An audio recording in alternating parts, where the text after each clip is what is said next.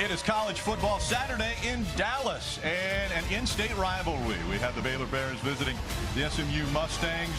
Coach Lashley heading into the stadium. The Baylor Bears only 90 miles away, and so they are very close to visit. Welcome back to the CW Pre-Kick Show, brought to you by Dick's. Every season starts at Dick's. And alongside the Boston College Hall of Famer, as well as 12-year NFL pro, Will Blackman and Rick Allen with you. Will, great start for the ACC this last week. 12 teams already undefeated, including your Eagles. Yes, outstanding opening for the ACC conference. You have Florida State with the huge win over Alabama, and Miami getting it done versus Notre Dame. So far, man, very, very exciting. And we've already seen that the quarterback's so important already for the SMU Mustangs. And how about Kevin Jennings? Yeah, he's already the face of this SMU program. He is a dynamic dual threat quarterback. He is the ultimate pro for this team. They love him, and I'm excited to watch him be dynamic today. Other side of the ball, Syer Robertson, and he's had a pretty impressive first week. Yeah, Mr. Robertson, man, I watched him last week, and he was tough versus his Auburn team. Over 400 yards passing. He can make every single throw down the field, man. I can't wait to see him show out today. A lot of history between these two programs, the 83rd meeting between the two of them. And it's going to be a great one, a little rain falling in the area. Thanks for watching the CW Pre-Kick Show, brought to you by Dick's. Every season starts at Dick's.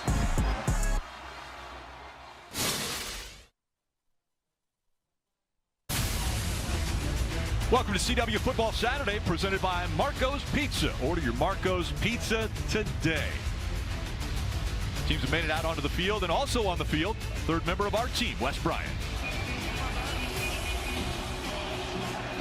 Fellas, in this rivalry renewed, Baylor has a 13-game winning streak, and they've been winning at a clip of 42-11. But SMU tight end R.J. Maryland told me that was the old SMU. This is the new SMU, and so they will be looking to get it done. This is a SMU team that at home they average almost 43 points a game and have won 15 of their last 16. Baylor has lost their last 10 versus ranked opponents. We can't settle this with 10 paces and a draw out here in Texas, but we can settle it out here on this grass. Yeah, the gridiron's going to settle everything. And I mentioned a little bit of rain in the area. There was a thunderstorm that passed through last night. This is a new grass turf field, a grass field, so different from a year ago. They used to play on turf here. Now it's grass. Not sure if that's going to affect things. But the temperature, I don't think anybody expected this. I'm a little cold in this breeze. I mean, this seems very, very comfortable. Maybe not so comfortable if you're Rhett Lashley, the coach, who's got a formidable opponent with Baylor on the other side of the field, especially after the success that Baylor has had over the last 13 years. And right now, Dave Aranda at the helm of the Baylor Bears. Yeah, exactly. We spoke to Dave Aranda, and he's very calm in this situation. He's ready for this battle, and he's very optimistic in terms of what this team can do. So it's going to be very, very exciting here, Brett. And it's going to be the Baylor Bears kicking off to the Mustangs to get this one underway. Rhett Armstrong will take care of kicking duties for the Bears. Back deep, Link Rhodes and Chris Johnson. And kick underway, and the Battle of Texas underway today. And that one goes out of the end zone. They'll take off from the 25-yard line. Here are today's impact players, brought to you by Old Spice. Will? Yeah, on defense, Keaton Thompson, he is the engine of this Baylor defense, earning all Big 12 and All-American recognitions, piling up 114 tackles. Last week had his career high was 16 stops. You also got Devin Bobby, 4-year starter, outstanding safety. And for offense, Chris Johnson, he is the speed burner from Miami. Romelo Brinson, Miami transfer as well. 6'2", has a size to win contested catches. So, man, here we go. Yeah, Chris definitely going to be one of the targets that we were going to see out of Kevin Jennings, the junior, behind center. And he'll throw on the first down, way over the middle, wide open, tip, caught down at the 3. Big play early for the Mustangs. He's at the 10, the 5, Romelo Brinson in the end zone. Right on cue, let's go. Romelo Brinson with the outstanding play. You like that, Rick, right? Already. Impact play, making impact plays. And that one, it was a little underthrown. It was. Tipped by the defender, and then he was able to do a circus catch to grab that thing, pull it in, and take it all the way.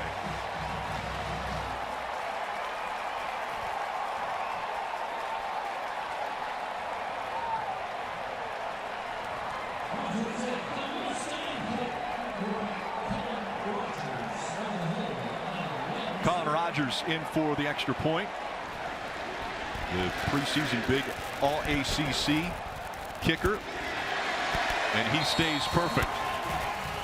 It didn't take long. 12 seconds. It did not take long.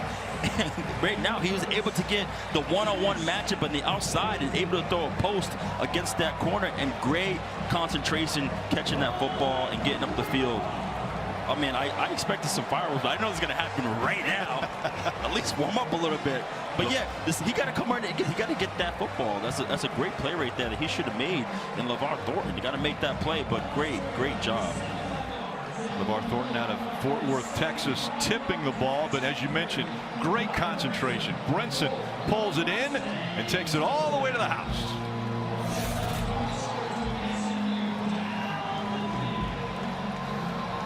There is Romello there. Just a great job, man. That's why he was one of my impact players, man. He does a great job with contested catches, man. So. Last week, 7 receptions, 121 yards, and a touchdown.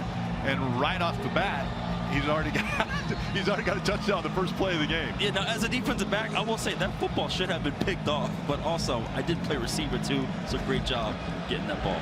Sam Keltner is kicking this one away.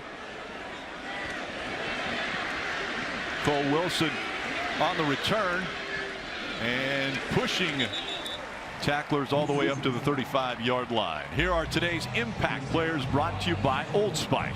Yeah, with Bryson Washington, he burst onto the scene last year with 1,000 yards, the most yards in freshman rushing history for them, and really good running back. Cole Wilson, transfer from Texas State, proven to be productive. Last week had a career high 134 yards, and Amont Moses with the outstanding pick 6, and Bryson Mayazano, the linebacker, starting off at linebacker to date.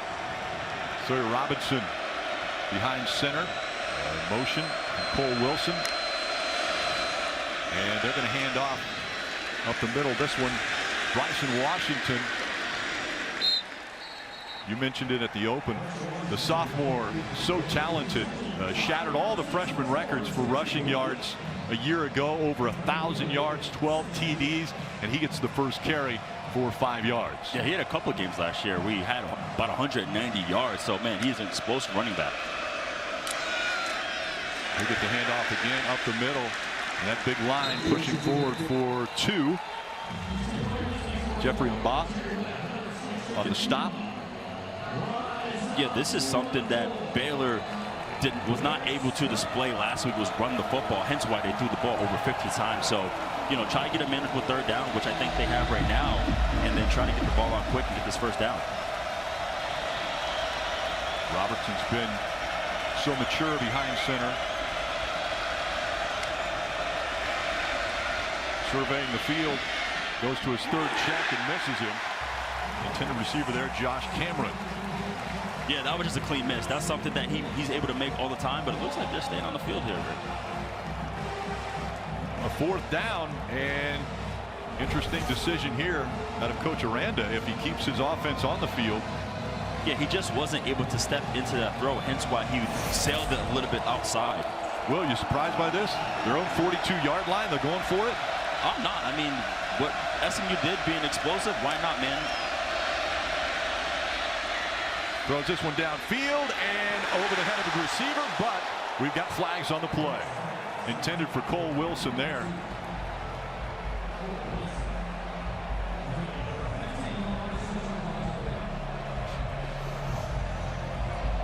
Flag coming out, and you're seeing a little bit of frustration there out of Lamadrick Spencer. Holding, defense, number 15, 10-yard penalty, automatic, first down. Coach Aranda wasn't worried at all, was he? You got a nice double move and a slot fade, so you got a hold right there. Yeah, he knows already. Yeah. It's like, damn it, 4th down, I can't make that penalty. Slap the helmet there. And first down for the Bears on now SMU side of midfield.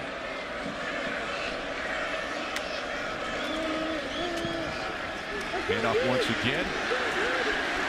Bryson Washington for a couple. And you're going to see a lot with this Baylor offense, a lot of direct runs. Again, if they're able to get 3 yards a pop, I mean, you're still going to get a manageable 3rd down or manageable 4th down in this situation. Miyazato on the stop. And that brings up 2nd and 8.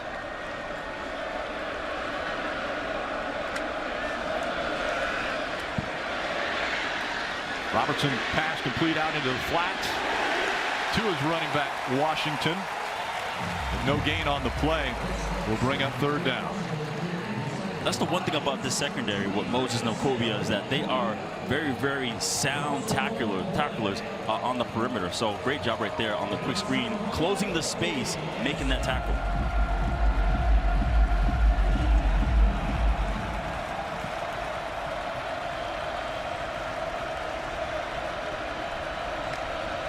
Washington in motion over the middle, quick pass, and that's complete to Michael Trigg.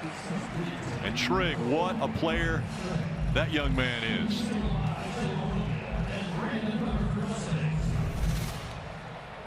How about the up cam here? First replay there. I like this. I like this view. Good perspective. I like this as a color analyst. I would not like this as a defender. You can see me holding all the time. Robertson again looking deep, checks back off, down low, has his receiver Caden Knighton, and Caden Knighton gains a couple. Let's take a look at today's keys to the game, brought to you by Sky Rizzi. Yeah, keys to the game for Baylor. It's important that they finish the drive with the red zone scoring. You see they're already down here almost in the high red zone. They got to finish the play and also limit the explosive runs on defense. For SMU, balanced offense so far. I mean, they're out there being explosive already, and also too, be really, really sound on defense.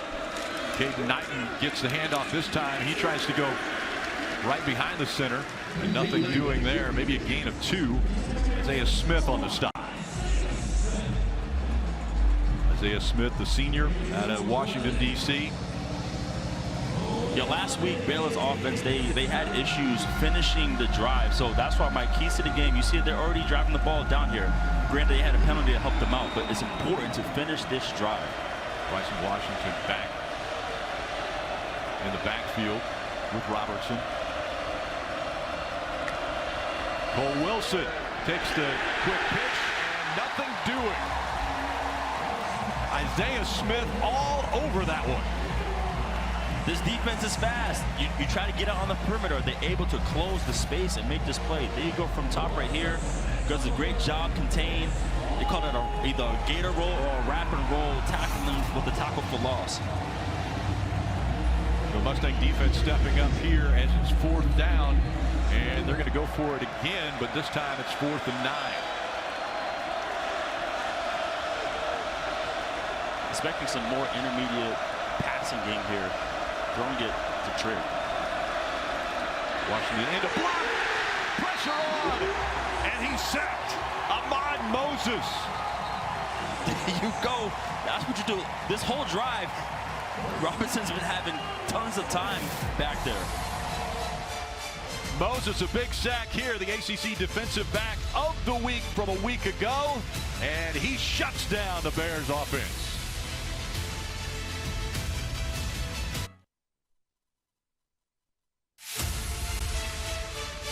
You're watching CW Football Saturday, presented by Marco's Pizza. Order your Marco's Pizza today.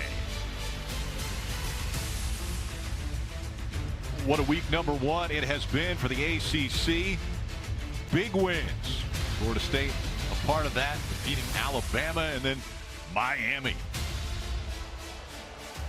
What a game for Miami as they have jumped into the top 5 in the rankings, and SMU getting ready for their 2nd offensive play of the game. I know that's surprising. Yeah, right, exactly. It's already 7-0.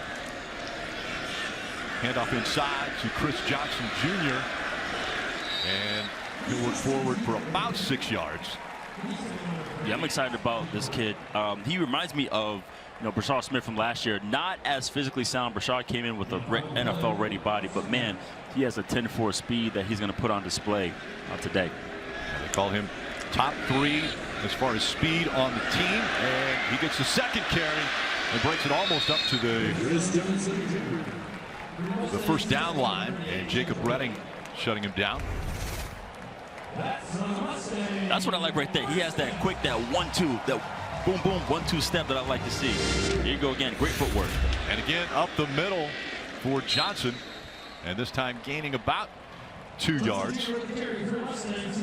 Keaton Thomas on the stop. Rick, you're going to see a running back by committee here today. They're going to use everyone in the backfield. TJ Harden is in the backfield now as Johnson just came off. And Coach Lashley said they need to establish a run game so it can help their pass game. Well, he told us that before they threw a touchdown pass on the first play. This one, another strike, complete just inside the 30-yard line to Matthew Hibner. Yeah, Kevin right now, he's doing a great job dropping back, and he's finding the one-on-one matches. Right now, you had Hibner on a corner route. And this fast-paced offense by the Mustangs.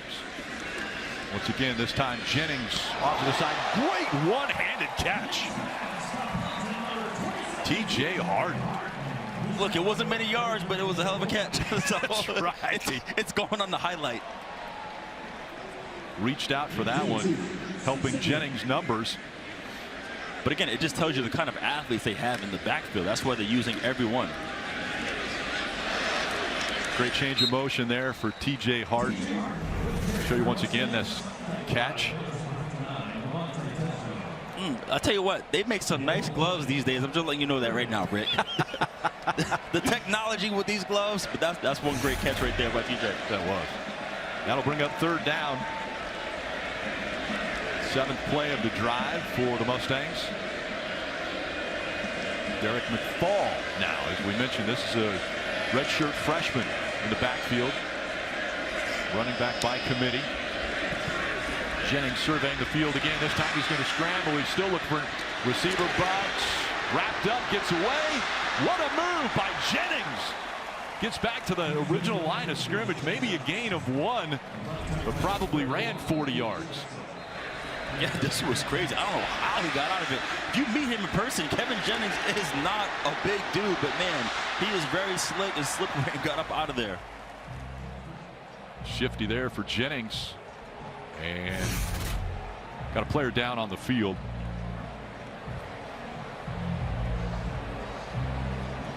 DK Kalu, number 93, being attended to right now. Look on the right side of your screen here. Yeah, he gets rolled on. Yeah. Fast-paced game, Will. I mean, as far as SMU calling the plays, getting things happening so quickly for this Mustang team, and nothing quicker as we see. This is a good sight. Kalu being able to walk off on his own power. But so fast-paced for the Mustangs. Obviously the first strike for 75 yards, but now play after play after play, just really hitting that defense so hard for Baylor. And we talked to Coach Aranda. He said that's one of the biggest things is they like to get a defense where they can't switch their positioning and then attack maybe a weakness that they see. Yeah, that goes into their preparation. I mean, he's able to rotate everybody in and keep the same tempo and speed. So Rhett is already on fire with his play calling.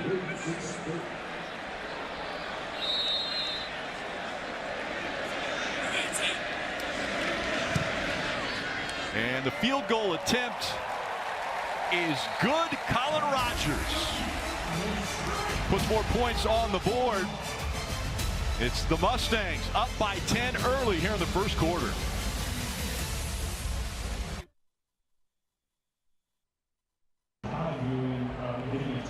Let's take a look at that Pacific Life replay. Will, play number 1. Ladies and gentlemen, we wasted no time. Coach Rhett Lashley was able to identify the one-on-one matchup there. Should have been picked off, but Romello Brinson does a great job with concentration, getting the football up the field and getting to the end zone for 6. Pack Life, nearly 160 years strong with financial strategies for a more confident future, and nobody more confident right now than Romello Brinson after getting him on the board early for that initial touchdown. And Cole Wilson back, and he's going to field this one at the 3-yard line. Making tacklers miss. Wilson all the way over the 30-yard line. Cole Wilson trying to keep a streak alive as well. As far as completions, he's got a 31 straight game reception record that is continuing on the line. Yeah, and for his production, he's not a big guy, but he's absolutely dynamic, which is why you see him returning kicks out there, playing receiver on the X, the slot. You're going to see him all over the place. Maybe a little bit like you. Versatile there, Will? Yeah, very versatile, yes. Bryson Washington back in the backfield with Robertson.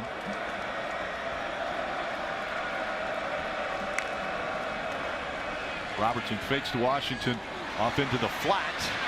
And this one goes to Ashton Hawkins.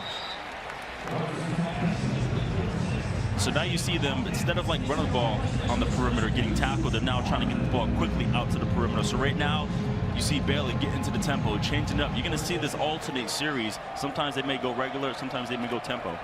That's what Scott Simmons, the defensive coordinator for the Mustangs, said. Very hard to get to Robertson because he releases the ball so fast. Yeah, he gets that football out, especially if you're just on a spot drop. He's able to find the little areas between the zone, the linebackers and the safeties when he's throwing that football. Completion there from Robertson to Washington. Brings up second down after pretty much no gain.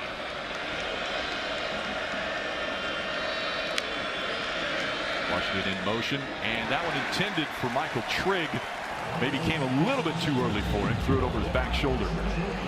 Yeah, it looks like they're communicating, saying like, hey man, wait till I give you my eyes. Like, I think he just broke and threw it. He didn't look yet, so it looks like there was some miscommunication between Trigg and Robertson there. Robertson still trying to get into rhythm here. Really, they got punched in the mouth so quickly by SMU. You got to catch your breath.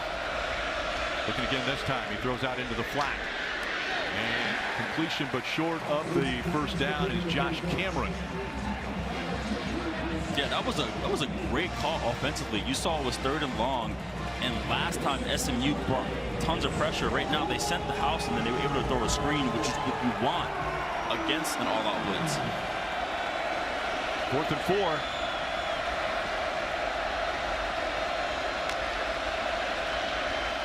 Trying to draw the Mustangs off sides. Play clock under 10.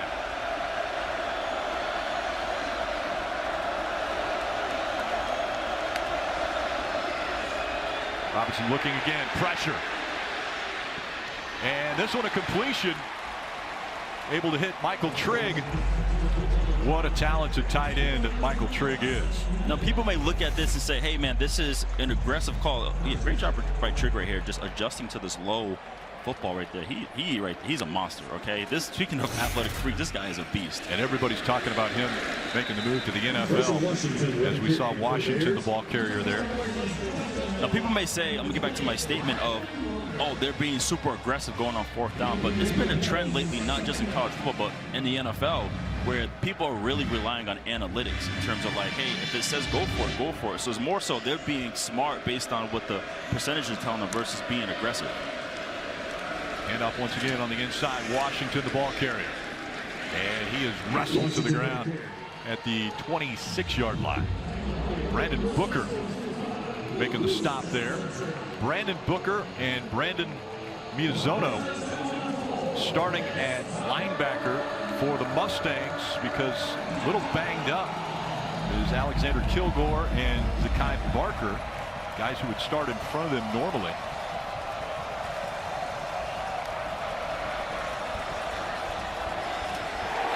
Upended before he got to the line of scrimmage. Washington.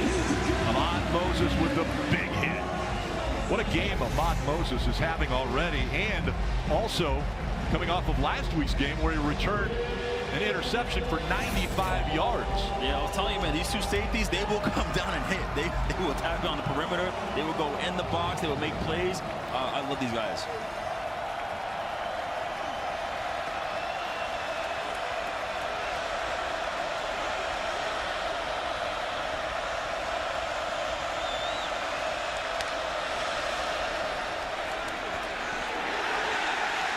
Nothing doing.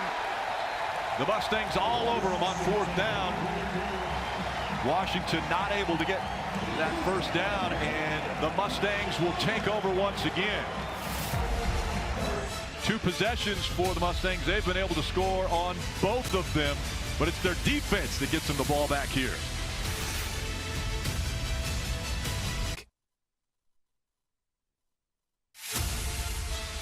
You're watching CW Football Saturday, brought to you by Pacific Life. Nearly 160 years strong with financial strategies for a more confident future. At SMU, it's called the Pony Express. Yep, Greg James, Eric Dickerson. What a dynamic duo those two were. And the Mustangs continue to be strong at that running back position. CJ back there, Chris Johnson. This time it's TJ Harden that lined up in the backfield, but pass complete to Romello Brinson. You're able to see some of his RPO action. He was able to read and again find the one-on-ones on the outside. He's doing a great job of really assessing what's going on the perimeter. It's time to give to Harden, and up the middle, and that line doing a great job. That gets the first down.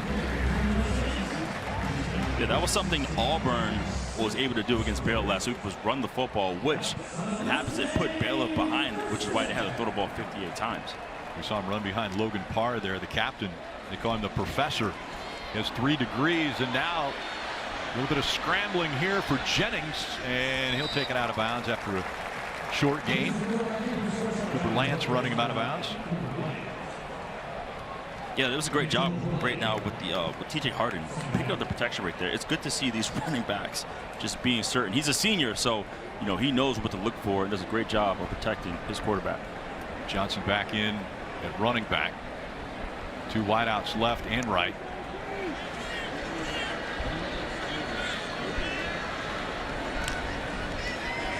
And quarterback run, nothing doing. Right up the middle. Matthew Fobbs White. He wasted no time. That was a perfect form tackle. We call that teach tape. When we watch it on film, we like it, we put it into our file where we get to teach people how to do this. Lots of 5 yards, and the junior, listen to that. Oh, yeah. Didn't break stride, just went through and made that tackle. What a hit. Monroe, Louisiana. Where Matthew Fobbs White is out from. Johnson again in the backfield. It's time to block. And Jennings throws it all the way to the sidelines. And a completion there to Link Rhodes. I don't think people understand how tough of a throw that is. He went from the opposite hash, almost falling backwards, threw it all the way to the far side. And it looks as though the punt team's going to come in. And Wade McSparron will be back for the Mustangs. Kick this one away. Josh Cameron back for the Bears.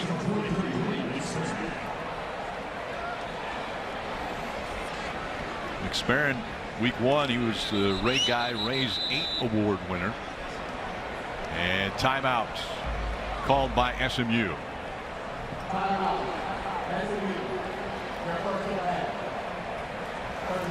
We'll start the season off right and get game ready. Scan the QR code below to shop team swag and game day essentials from the CW Football Saturday shop. Brought to you by Dick's. Every season starts at Dick's. Punt team's going to talk it over before they punt this one away. Yeah, this curious to why they did take the timeout, but maybe saw something they were looking for. Maybe they make a certain adjustment. It could be a situation where Baylor could just go after it. You know, it's been an exciting game so far. It's a chess match. It's an in-state rivalry. Anything can happen. Last week versus East Texas A&M, only 3 punts for Wade McSparron.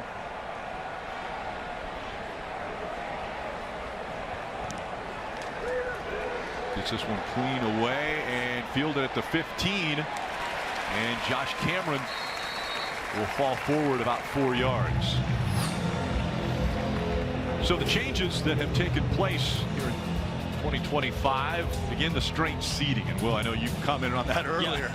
Oh, yeah, I'm a fan of that. You know, if you're a top-ranked team, but you have to be a whatever 6 seed, 7 seed because you didn't win your conference, like that's a problem. So there were a lot of complaining people last year about it, but I agree with that one. Yeah, enhanced strength of schedule as well as your record strength coming into play this year, a little bit more for the 2025 season. Caden Knighton back for the Bears. And Robertson fakes to him over the middle and completion to Josh Cameron. This is where Sawyer was successful last week, was against Auburn, was he was able to, again, throw those inside intermediate throws. He has such a quick release that these linebackers cannot react to that throw. And looking again for Cameron, and he pulls this one down. I know Mom Andrea is going to be happy watching her son with that catch. He always comes out on the field, Josh does, at the beginning of games, looks where his mom is.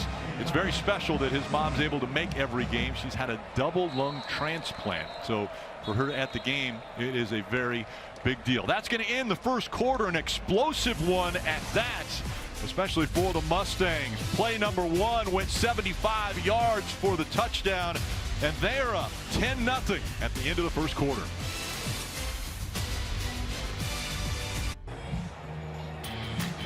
Let's take a look at today's Royal Caribbean game summary. And Will, we definitely start off with the first play of the game. Yeah, Kevin Jennings not even warmed up, and Brett Lashley already sending the heat down the field to Terrell Brinson for the touchdown. And you look at Baylor being aggressive, right? 1 for 3 on 4th down, trying to get there. But right now, despite doing all that, it's still 10-zip. And quick carry there for Caden Knighton as second quarter underway. Again, Baylor getting back to what they were doing earlier before they went tempo, right? These direct runs. You're going to see more perimeter passes. They do a lot of motioning. You already seen that already, so you'll see some more of that. More perimeter passings, more direct runs. Miranda has a lot of confidence in his quarterback as he sits back, surveys the situation. Had a wide open receiver in the middle, but decided to use the legs, and he'll go for about 5. Yeah, I mean, right now, you can look, this offensive line is doing an outstanding job, only sending 3 on that pass rush. So he's right there chilling, having a cup of coffee, which I might go get myself. How about the ump cam? The ump cam is pretty cool. Yeah, it really is. Right at us. Washington back next to Robertson, and he's going to get the carry and breaks up a hole almost to the 40-yard line. He's at the 41. Cameron Robertson with the stop. Cameron out of Plano, Texas. Also involved there was Wacobia, Isaiah Wacobia. What a amazing player for the Mustangs.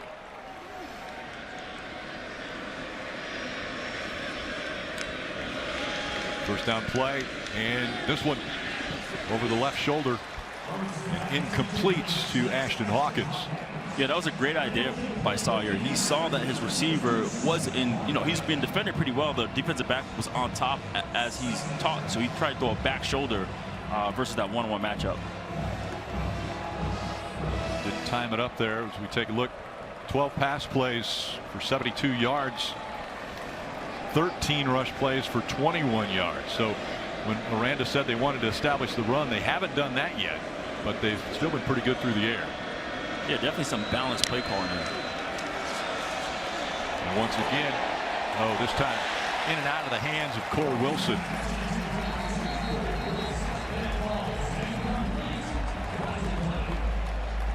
Isaiah Smith with the pressure. Yeah, he was relentless off the edge right there. He knew right away. They're holding me. Looks like we got a flag on the play. Holding, offense, number 69, 10-yard penalty, second down. Yeah, he came right off the edge right there, aggressive. Yeah, I'd call that aggressive. Pretty much. Sidney Fugar with the flag that time, so that backs him up. But this is what SMU is going to need. If they can just rush 4 and drop coverage and create pressure, that's a big deal. Because lately, when they've been rushing 3 or 4, Sawyer's been chilling back there, able to deliver the football. 2nd and 20. Washington back there with Robertson, and he goes into motion. He'll be an option But he goes to the other side of the field, and a flag flown. Ashton Hawkins was the intended receiver, and it looked like Deuce Harmon was all over it. Yeah, that one's going to get called right there. That's tough. Harmon, another Texas native. Pass interference, defense, number 7, 15-yard penalty, automatic, first down.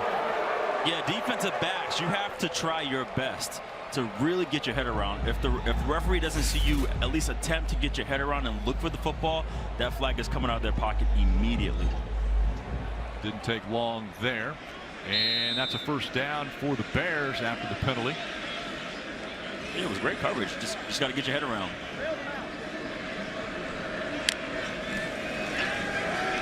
Takes a handoff and quick pass. This time out to Kobe Prentice,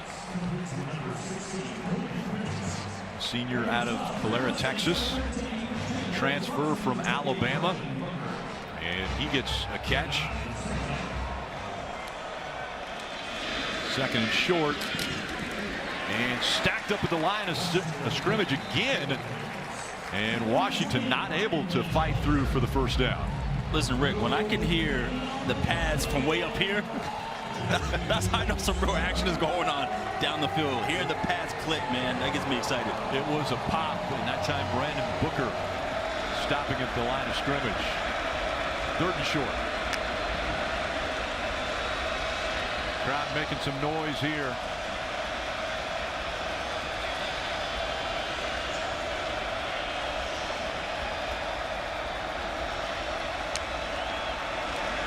Robertson going to pass again, this time into the end zone it goes. Completion to Kobe Prentice. Touchdown for the Bears.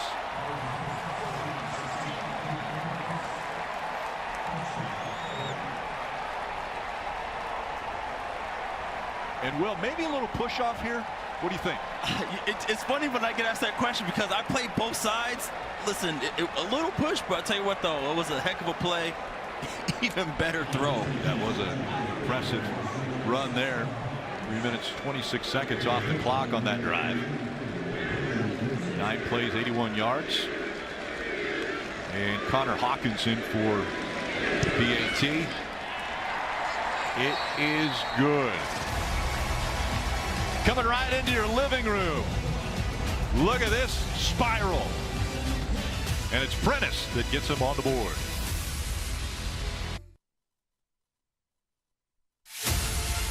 You're watching CW Football Saturday, brought to you by Marco's Pizza. Order your Marco's Pizza today. By PNC Bank, brilliantly boring since 1865. And by Royal Caribbean. Come seek.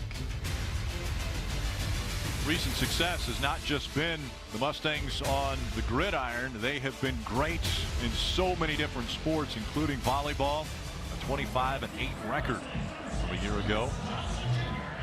Rhett Armstrong is kicking off, and Chris Johnson back deep. And that kick goes out of bounds at the 1-yard line. You see the flag in the air.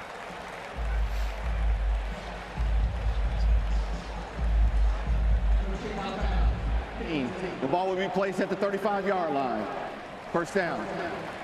CW Sports Saturday continues as we head out west for a matchup between Fresno State and Oregon State. Then buckle up as the NASCAR Xfinity Series speeds into St. Louis with drivers fighting for every point on the road to the playoffs. Finally, San Diego State looks for a big road win against Washington State. Don't miss a second of the action. CW Sports Saturday continues next only on the CW. Jennings heading the other way now with his Mustangs. I'm taking another shot right here, Rick. If I'm SMU, I'm going down the field right now. From the 35-yard line. And Jennings is going to run this one. A lot of pressure. And this time it was Marion Winston. You only have so many options versus an empty backfield. You got a quick game or quarterback run. That's one of the two. Great completion rate so far for Jennings. Johnson's going to get the carry this time, and shifty moves, makes it all the way out to the 41-yard line. Yeah, the one thing not talked about enough with Chris Johnson, obviously his speed, his 10-4 speed stands out, but his vision, his footwork, his balance, he almost reminds you of Le'Veon Bell, the way he's able to just slice through the defender. So he's a phenomenal running back. TJ Harden in the backfield for the Mustangs now. And this one, quarterback keeper. And he is met about the line of scrimmage by Jacob Redding. Listen, Jacob Redding with an outstanding open field tackle against a dynamic runner like him. He does a great job closing the space, fitting him up, and wrapping. That's how you tackle open field people. And it's impressive. Jennings, you had mentioned, he's not a big guy, but he was able to run through that one. Let's see what they do here on 4th and 1. Quarterback keeper again, and off the right side, he'll get the first down as he gets to midfield. Baylor might want to start setting that edge on the left side. So far, there's been a few runs already on this drive to that side. I was always told by my defensive coordinator, no edge, no chance. Yeah, short side of the field. The edge. And we've seen it out of Jennings a couple times now. Delayed handoff here to TJ Harden up the middle. Yeah, this was a situation that they struggled with last week in Baylor, trying to stop the run from the quarterback, from the running backs, all the above, and that's what really put them behind, as I mentioned earlier. So right now you can see SMU taking a page out of that playbook. And a quick pass here, but a flag before the play. Actually a great catch, by the way, by Jalen Cooper. A lot of great 1-yard catches today so far. Flag on the play, though, before the snap. Illegal formation, offense, more than 4 players in the backfield. 5-yard penalty, 2nd down. We were in Canada, we'd be fine, but we're in Dallas, and you're not allowed to do that. Rhett Lashley calling the plays as his offense now has a 2nd and long. Johnson back in the backfield. He's going to be a receiver this time. He's got plenty of open space. After a gain of 2, brought down by DJ Coleman. Great, listen, the open field tackle that has been on display. I am excited watching this right now. Through the near hip, wrapping the legs, wrapping, squeeze, bringing them down. Kids, if you're watching at home, please watch this game and notice this open tackling. Okay, this is outstanding football right here. I'm being serious. Coaches called DJ Coleman a cover guy, but that was, as you mentioned, textbook tackling there. Jennings over the middle, wide open. And once again, it's Romello Brinson. Brinson with the first down. 19-yard carry, and then the flag came out, and I'm going to say that this was probably him signaling shooting a gun, and that's a new rule this year. You can't do that. Let's listen to what the referee has to say here.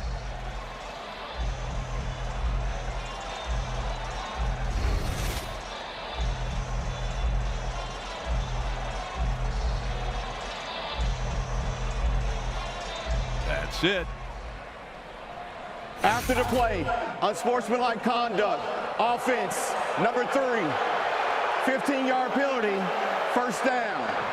That is number 3's first unsportsmanlike of the game. So it's a new penalty this year. Any form of a gun or shooting or some type of explosion, they're going to call that, and that's going to be unsportsmanlike conduct. Yeah, and when the league office sends it as an emphasis for the season, like, it's going to get called. And it did. Johnson in the backfield. Jennings fakes the run, throws over the side, wide open. Johnson with that speed runs out of bounds inside the 20-yard line. Yeah, a great call again by Rhett Lashley. Again, taking the quarterback run, which they've been successful with on this entire drive, and finding 10-4 speedster Chris Johnson down the sideline for the catch. Quick pass out to the flat. And this time it's R.J. Maryland. Yeah, we haven't heard RJ a lot today, but you're going to see a lot of 12 personnel looks. You might see RJ and Hibner at the same time, but it's 12 personnel, but they're going to line up and look like 11 because RJ lines up a lot in the slot. R.J. Maryland out of South Lake, Texas. T.J. Harden in the backfield now next to Jennings.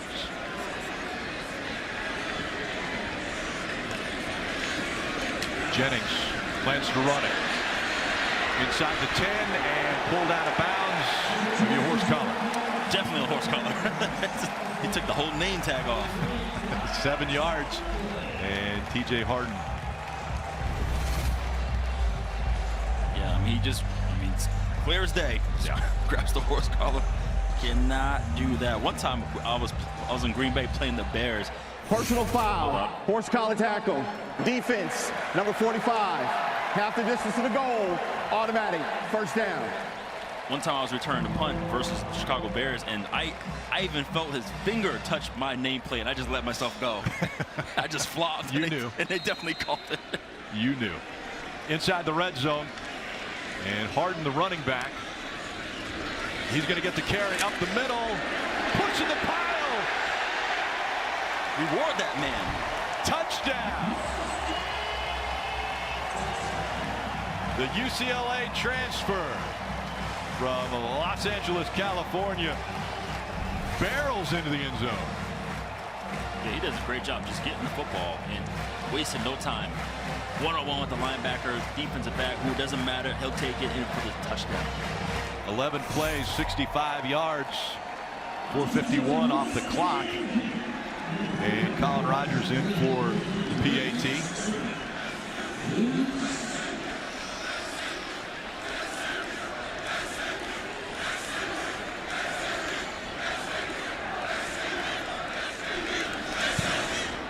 As the crowd is cheering on SMU once again into the end zone, it's a 17-7 lead for the Mustangs.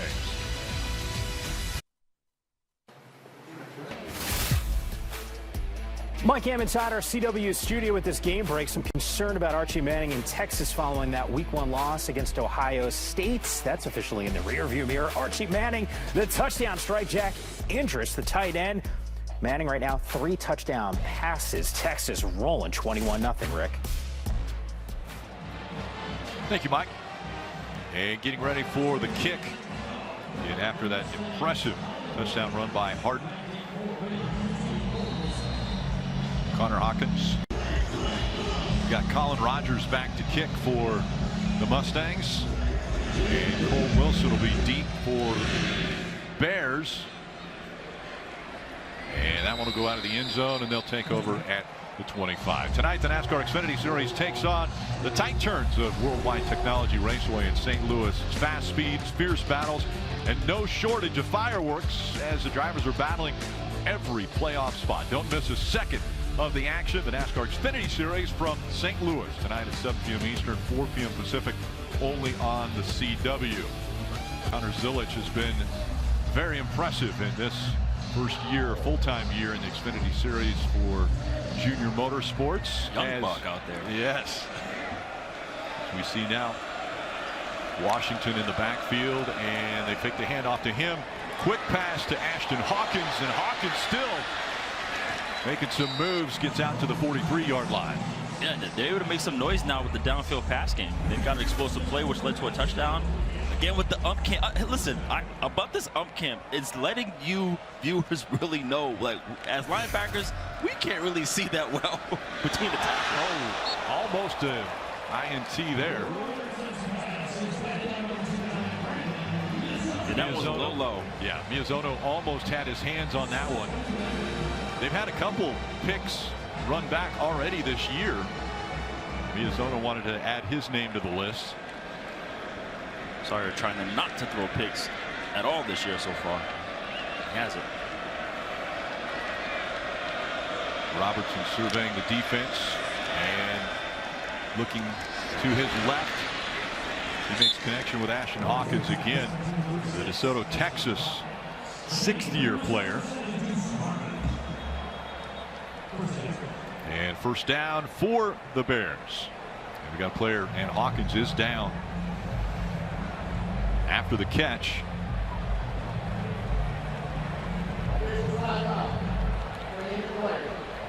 Hawkins transferred here, Texas State, to the Bears, and so crew will take a look at him. We'll be right back. Mike Emmons at our CW studios. We got the halftime show. It's presented by Subaru. Love, it's what makes Subaru Subaru. Michael Bumpus will join me in studio. We'll get his thoughts on the first half. And we got game previews from Corvallis and Pullman for some more CW football action coming up later today. But let's get you back out to Dallas. Rick?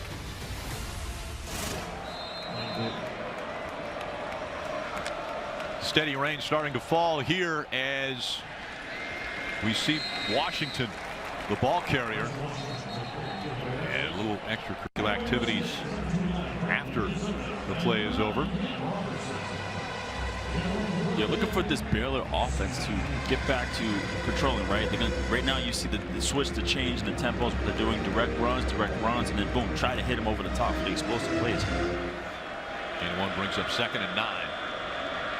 And now this light precipitation, will it affect the receivers? Not this time. Josh Cameron gets the reception on the sideline. The preseason All-American, All Big 12, All Texas. All action right now. That's All what action. he's doing. What's so impressive with Sawyer Robertson, he looks so calm and comfortable in the pocket. Like, it looks like he's not even trying when he's throwing the football, which could be an indication how strong his arm is. Hands the ball off to Washington. He takes it off the right side for one. Robertson, you mentioned how comfortable he looks back there. 6'4", 220. I mean, you're talking pro quarterback size.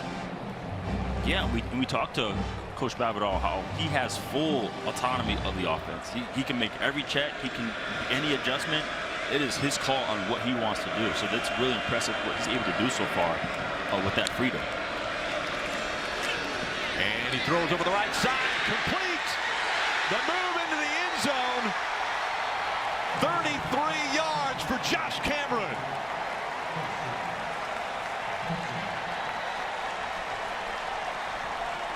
And a quick strike by the Bears. I love how he's able to scan, looks off the safety a little bit, goes back to the single side coverage, and makes a beautiful touch pass for the touchdown. In for the PAT, Brett Armstrong.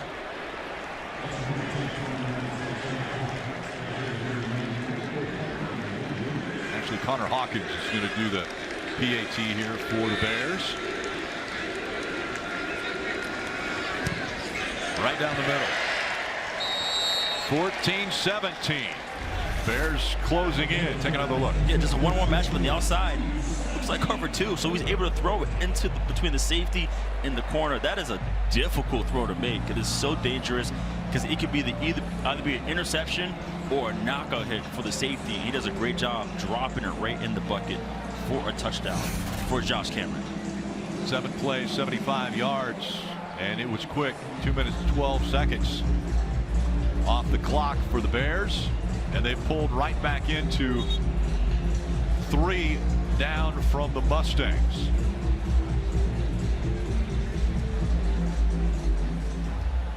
Bears will kick it away once again. And this time it's Red Armstrong that'll do the kicking duties.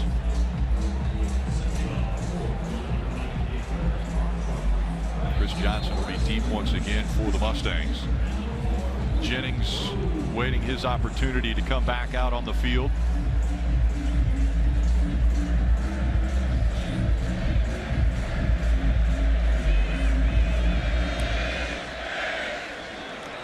This one hangs up high. Johnson fields it at the 8. He'll stay behind his teammates. Get out to almost the 25. 17-yard return. The iconic TV franchise is joining the CW with a brand new series, Law and Order Toronto: Criminal Intent. The same team that brought you the original series of ripped from the headlines cases. This time in a new city and on a new network. Law & Order Toronto Criminal Intent Series premiere Wednesday, September 24th, right here on the CW. Jennings, the mature junior quarterback for the Mustangs. You see already, he's been perfect throwing the ball, and we've seen him scrambling more and quarterback plays for runs. This time he looks to throw, and as quickly as we say it, he hits his receiver, Jalen Cooper. Cooper's going to go all the way.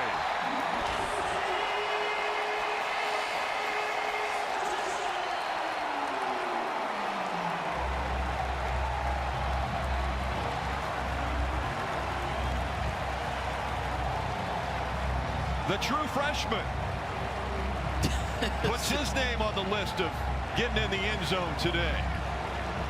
The Army All-American makes the outstanding play. I'll tell you what, Kevin Jennings, man. Perfect pass. Yeah, he is perfect. 10 for 10 right now. Colin Rogers in for the extra point.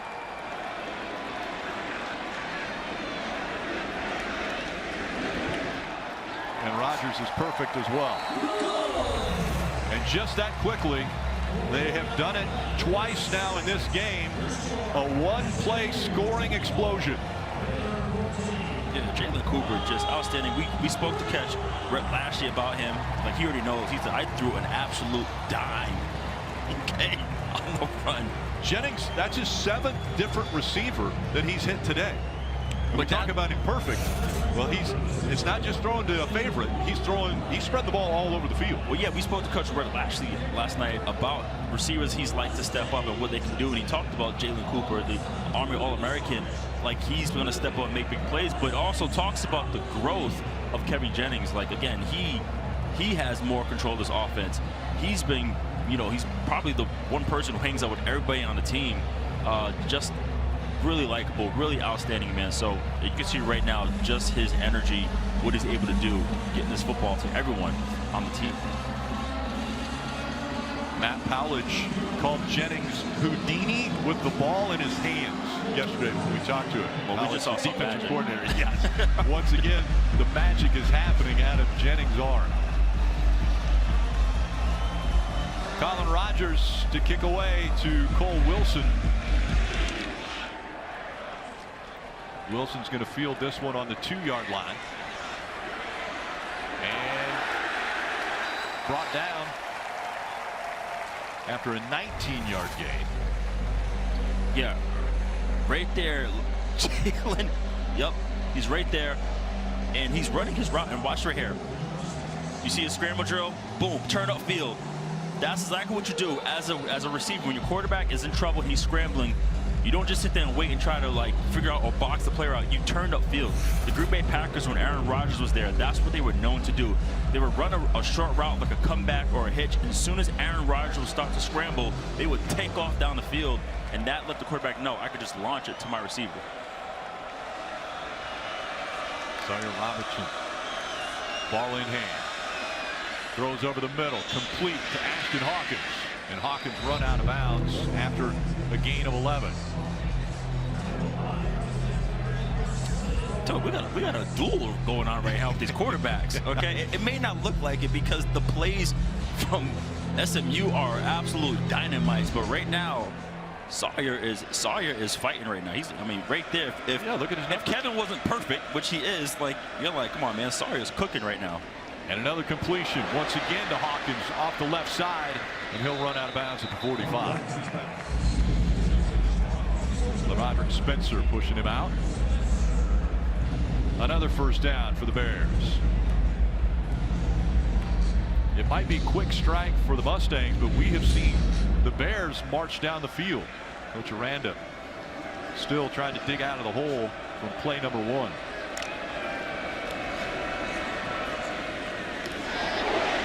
Quick pass initially intended for Michael Trigg. That one goes up in the air and almost picked off. Yeah, that's a tough throw. You're going to start front side and you're going to work all the way back, and then you're going to throw an intermediate route where a linebacker's standing right there. That's a dangerous throw for Sawyer. And it looks as though the light rain has stopped falling now, so maybe a little easier for the receivers to get their hands on the ball. Cam giving us a great look here from the linebacker perspective. Oh, this is great. Robinson gives to his running back, Knighton. And the freshman upended before he got to midfield. 5-yard carry there for Knighton. The thing that stands out to me about this game, you can tell that both of these teams are extremely well coached in terms of how they are being physical, blocking, how they are tackling. That's football. Football is blocking, tackling, and those are true indicators on how well coached your team is. We've seen some great hits already today. 3 wide receivers out to the right, 1 to the left. And Robertson looking left. Once again, Hawkins seems to be his favorite receiver. 5'10", 168 pounds, 6th-year player. Knocked out of bounds by Marcellus Barnes that time. When you hear the saying, taking a profit, this is what you're doing, throwing short passes. And here we go. We got another 4th down that we're going for here already. 4th and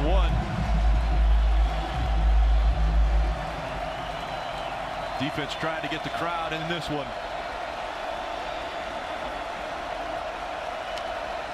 Trigg in motion.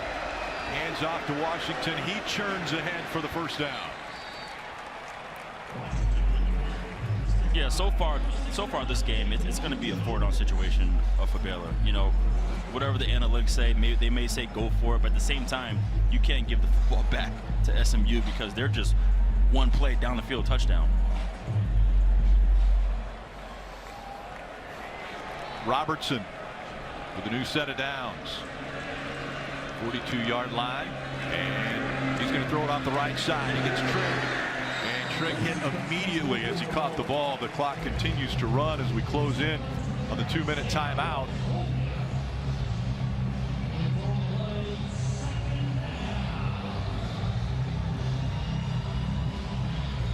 And stay tuned for the final 2 minutes of the half, presented by the Wells Fargo Active Cash Credit Card.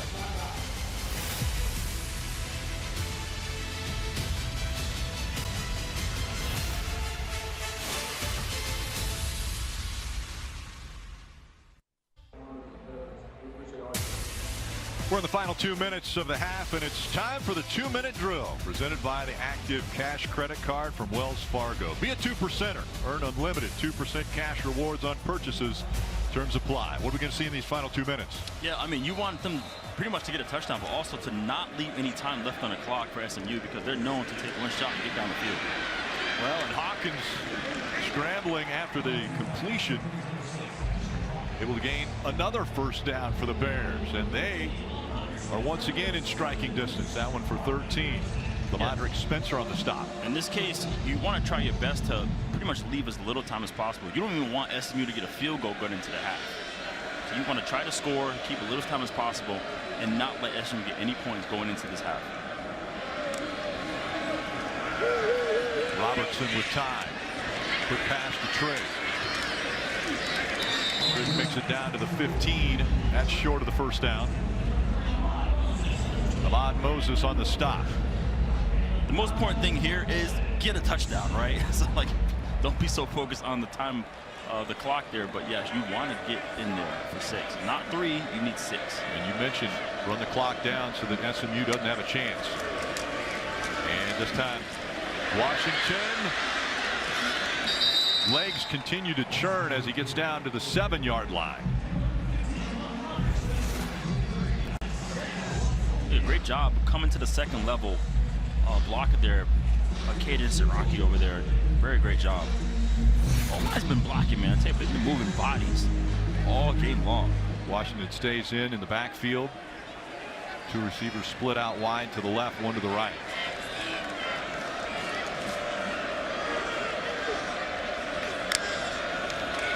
Robertson gives to Washington. Washington rolls right into the end zone. 8-yard touchdown run. And as we talked about earlier, the textbook tackling, didn't happen there for SMU. Didn't wrap him up. Yeah, it didn't happen there, but also some great blocking as they've been doing all game long. And the one thing about Washington he's able to do, Washington has unbelievable contact balance. Get there for 6. So yeah, great job getting the points. Connor Hawkins in for the point after. That drive took 4 minutes 7 seconds off the clock and will leave 37 on.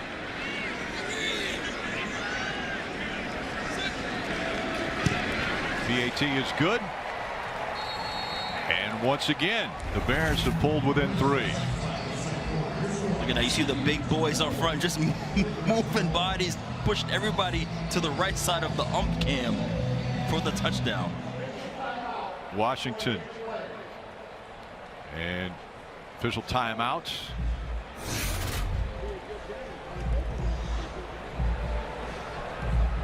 So the two quarterbacks have really put on a show. We talked about them at the beginning of this one, but Robertson, Jennings are the real deal. They are what was billed as great quarterbacks, and they have shown us today. The 21 completions already by Robertson, very impressive, but Kevin Jennings hasn't missed a receiver yet. He hasn't, and you can tell they pretty much have the same amount of yards and touchdowns, but you can see that Sawyer has been having to drive the ball, work the ball down the field with little checkdowns, and here have you. But Kevin Jennings, explosive plays. I mean, he's going to have highlights all week. Yes. all week. Yeah. It's been a highlight reel for both of these quarterbacks already today, and we're just closing in on the half.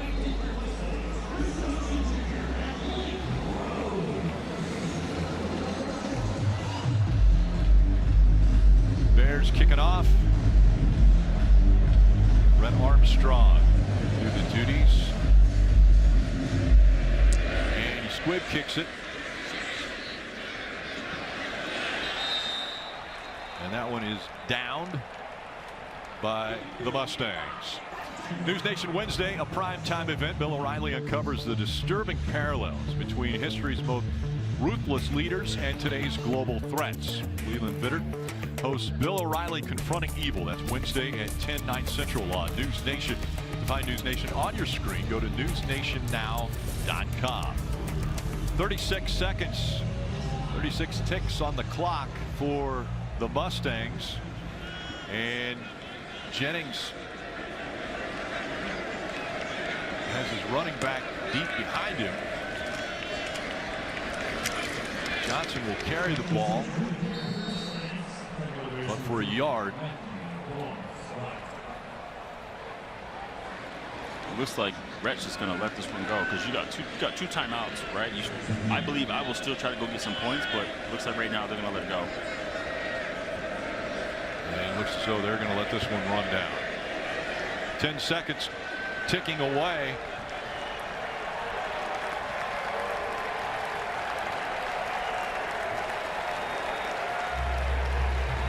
And it will happen. The half comes to us. And at the end of the first half, it is the Mustangs ahead by 3 after the break. It's back to CW Football Saturday. Studio with Mike Yam and Michael Bumpus.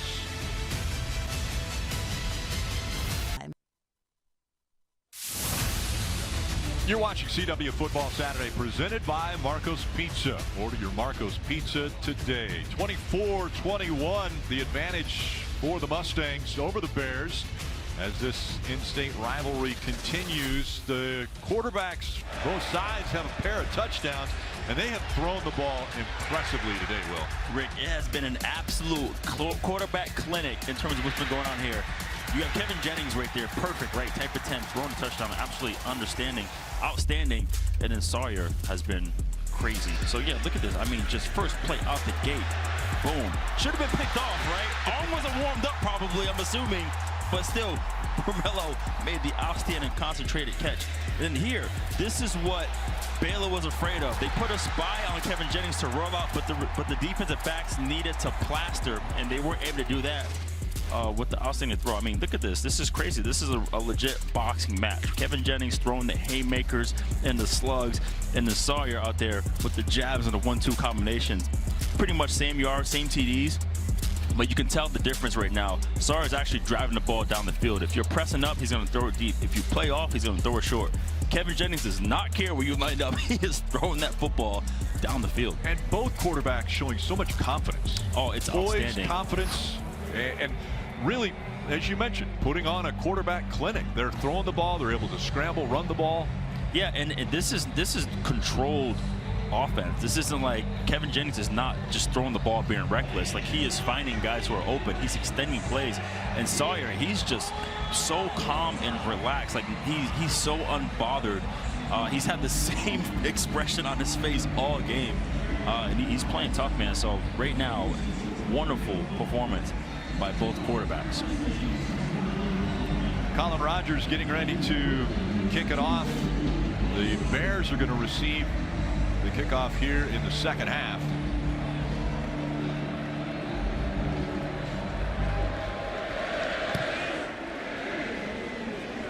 Cole Wilson going to grab it at the 3. And he hit the 17-yard line. And let's go down to the third member of our team, Wes Bryant. Talked to Coach Dave Aranda coming out at halftime, and he talked about how much Kevin Jennings was hurting them, running out of the pocket and making throws. He said they need to play with better eyes in the second half, be more disciplined, and stop coming off of receivers when Jennings makes a move out of the pocket. I think that's easier said than done.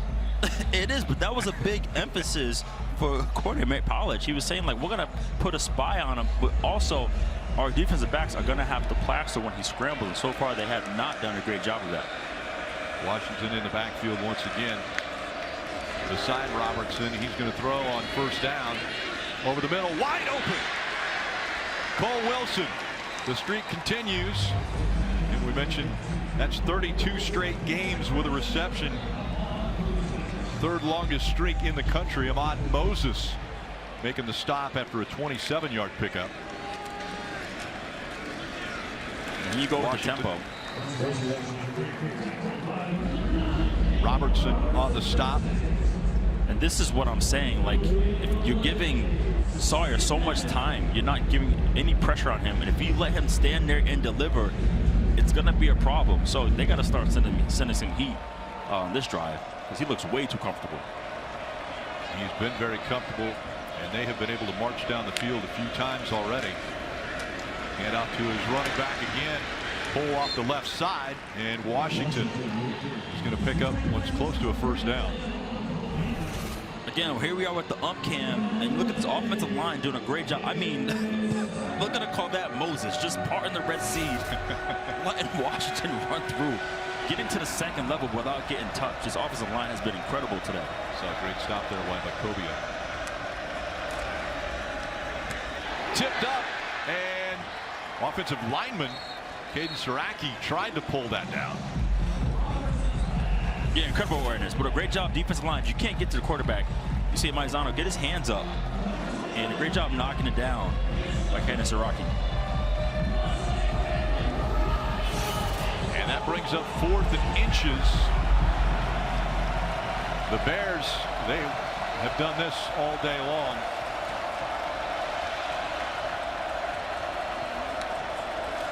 Washington's going to try for it. He got hit behind the line of scrimmage. And that was all. Lamadrick Spencer. Yeah, they send the nickel off the edge. Loss of 1, and the Mustangs will take over. So they stop the Bears' drive. Mustangs will have another attempt on the other side of the break.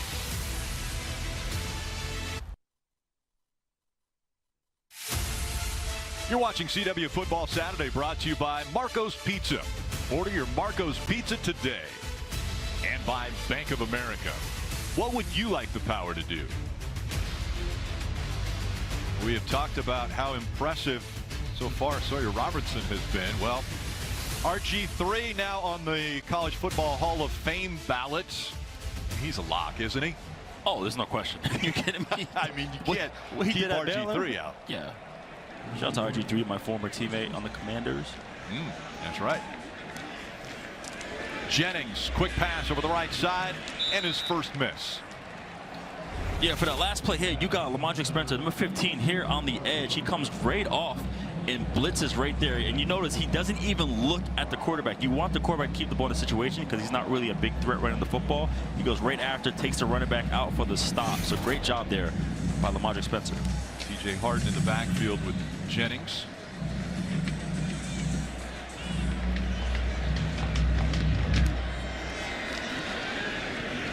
Jennings looking downfield now. Scrambles. And he'll get hit at the 46-yard line. Keaton Thomas brings him down. So that's the first real mistake we have seen out of Jennings this game. The incompletion. A little scramble here. We'll see what Coach Lashley throws at him in third down.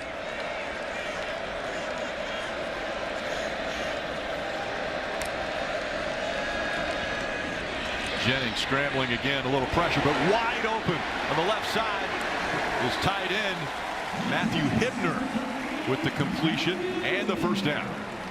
I mean, this is just pretty. He's able to extend the play again and keep his eyes downfield. Coach Lashley talked about, can he trust his protection? Like, there's a difference of him holding onto the football, taking a sack, or can he stand there and trust the protection? So far, he's been able to do that. Quick pass to the tight end again. This one is R.J. Maryland. And here's that tempo offense that we've been talking about. Aranda said that inside of 8 seconds they're going to make a snap. Harden, the ball carrier. I mean, you can't even get a sip of water here. No. They are flying right now on offense. Another first down. And this tempo is what defenses have nightmares about. Jennings tripped up by the official. And he's going to have a complete pass. Was his knee not down? Well, it looks like he lost the football. It looks like he fumbled. Yeah. And then the fumble.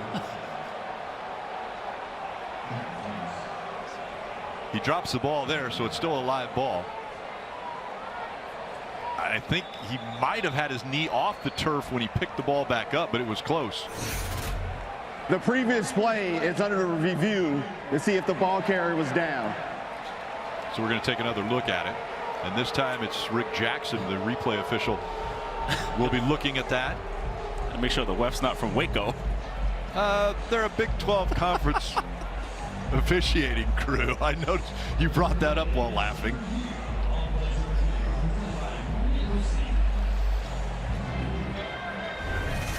Trayvon Barrett, the referee, is going to take another look at this. But the ball's out there. Right. Now, does he pick it up? The question is, was his knee down when he grabbed the ball? That's tough. That's so unfortunate. It looks like it was. Yeah, so he's going to turn around. Is the right knee still on the ground when he grabs the ball? Because the second he touches the ball, if his knee's on the ground, it's down. They should just say no. Give him the completion. It's so close. But here's the thing, referees do watch film. They watch film, so you should know, like, hey, I got a quarterback who's going to double back and go all over the place, Russell Wilson style. So let me be heads up. Yeah, I think Rhett right now might be most frustrated with the official being in his way. Oh, I know he's livid. There's no question. Michael Mother said, why don't you shed some light on what we're seeing here? Well, Rick, thanks. You know, it really looks as though when he picks up that ball, that his knee is up off the ground. But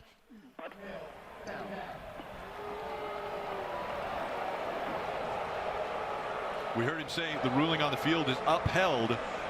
So second down. It was a loss of 9 yards, but it was a reception. It was a reception. Like I said, they'll give it to him. That's still, yeah, that's tough. Derek McFall.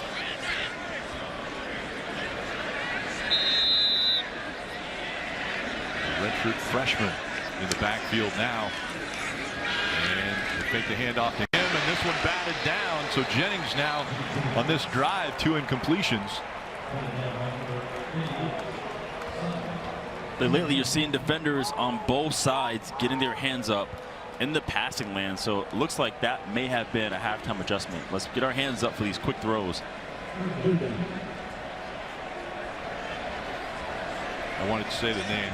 SMU Taman Upape was on the break up there. And run off the left side. That was Derek McFall once again. Gain of 1. That's going to bring up 4th and 18. Yeah, Simpkins does a great job holding the edge, not letting running back get all the way outside. Rogers coming back in. He has a 43-yard field goal already. This one is going to be 51.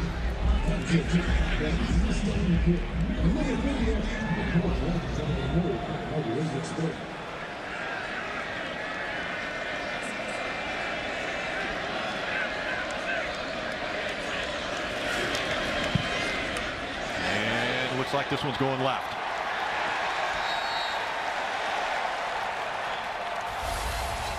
So the Bears stop the Mustangs, and they will get the ball back when we return to Dallas.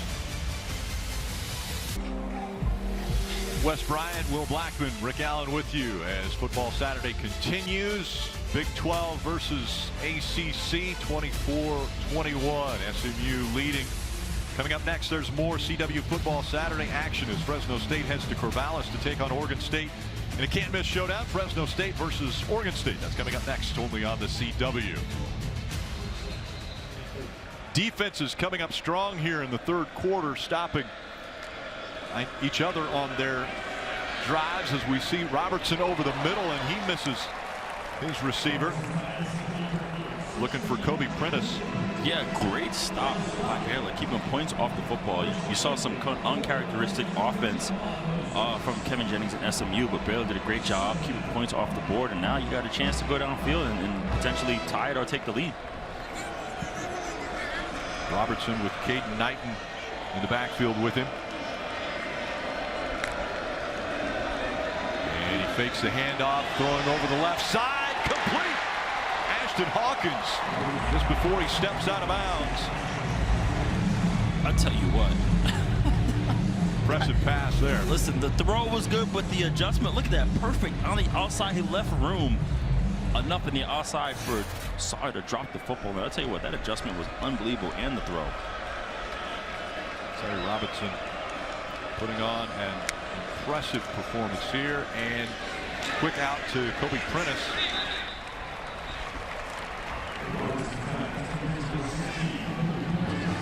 Robertson, we were told by Jake Spavital that on Fridays he actually runs the receivers meetings. No coaches in there, so he's in there talking to his receivers, and they have a great relationship as we have seen today. You can tell based on the adjustments and where he's placing the football for his receivers. Caden Knighton, the ball carrier, up the middle for a couple. If you ever gone to like either professional practice or some colleges, they have a red line that's maybe about 5 yards from the sideline, and usually that's designed for the receivers to run on that to give the quarterback room to drop the football on the outside. So you can see right there, he did a great job holding that. We call it holding the red line to catch that football on the outside. 3rd and 3 for Robertson. Washington's in the backfield now as he goes into motion. And Robertson's going to carry this one wide open, and he'll slide down for the first down. 8-yard gain for Robertson, and he's doing everything the Bears need him to do. Yeah, he saw something earlier on that blitz on that 4th down where they didn't even look at him. So he noticed, he said, you know what, if they're not going to honor my quarterback, I'm going to throw in a design and run for him. Coach Aranda, we talked to him before the game down on the field. Very philosophical and focused on his kids' attitude. And right now, Robertson has the perfect attitude as he throws over the right side into the end zone over the head of Kobe Prentice. Yeah, Coach Aranda's, he's big on the on ball. Brother, looks like we got a flag down there. Yeah, flag on the play. Holding, offense, number 72. 10-yard penalty. First down. Bolton Price is going to get called for that one, but go ahead, Will. Yeah, Coach Arena, he's big on ball brotherhood battle. He wants to know, like, why do you love football? He asks all of his guys to speak about why they love football, why did they play this game. Also, he's big on, like, learn about your teammates. He said it's important that when you go to battle with your teammate that you know what he's about, you know what he stands for, you know his culture, you know he's thinking, his identity, so you can trust him more. So yeah, he's a very, very deep coach in terms of his mind, how he thinks. Trying to build that culture with the Bears in his 6th season as a lot of time here for Robertson. He's going to tuck it under the right arm, and he'll slide down again. This one might get called. 22-yard line, no flags. That was a late slide, that's for sure, as Brandon Booker put the shoulder pads on him when he was going down.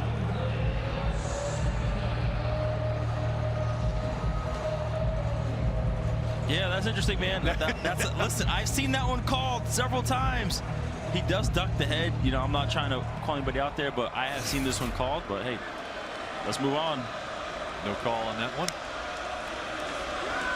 Second down for Robertson. Kicks it out into the right side and complete to Washington.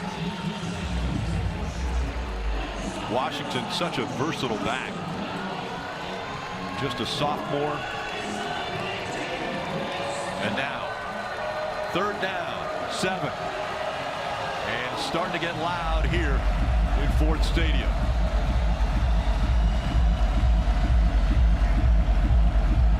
Are we assuming this is 2-down territory here? That's true. 3 of 9 on 3rd down conversions so far for the Bears.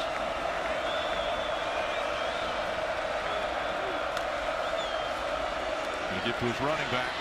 And he'll get the first down and more. Big run for Washington. Yeah, awesome job capturing the edge right there. Look, he does a great job capturing the edge on the outside and has daylight to get the first down. It was almost too easy. Great blocking scheme there by the Bears. A lot of room to run for Washington. He stays in the backfield. And now in the red zone, the Bears going to try to punch another one in.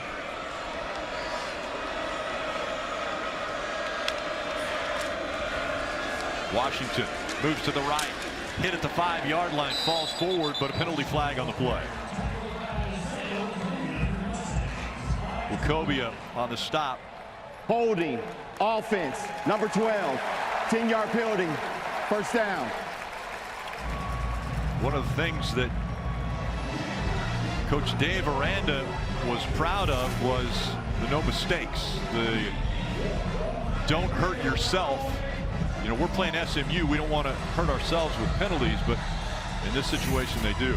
Yeah, they saw that one immediately. You got beat trying to block, got blown up and held on to the jersey. That was an easy call right there. Still first and goal from the 17. Knighton almost in time to pick that one off was Deuce Harmon. He hit him the second the ball hit his numbers. That's dangerous because that's a top play for Baylor, and he threw that one pretty late. Unfortunately, his receiver was able to get up on that. I mean, that's a dangerous play right there. You got to get that ball out very, very quickly because these defensive backs all game long, they've been aggressive, getting out the breaks, making tackles, being physical, being tough. Harmon right there in time to break that one up for the incompletion. And now it's 2nd and goal. In from the 17. Throws off to the left side again. This time complete. Hawkins making it back inside the 10-yard line. Well, what are you thinking? Yeah, I'm thinking here. I mean, right now we're 3rd down, right, 3rd and 9. You know, I would take a shot to the end zone here. You're already in a situation where you can tie the football game with the field goal. But right now, I'm gonna take a shot to the end zone, and if I don't get a touchdown, then I'm gonna take the points. We've seen him run it in too. Let's see what Washington does in the backfield once again with Robertson. Yeah, I'll work the tight end in the seam if he's available. Three receivers to the right, one to the left. Pressure. Robinson rolls, flag on the play, and he throws it away.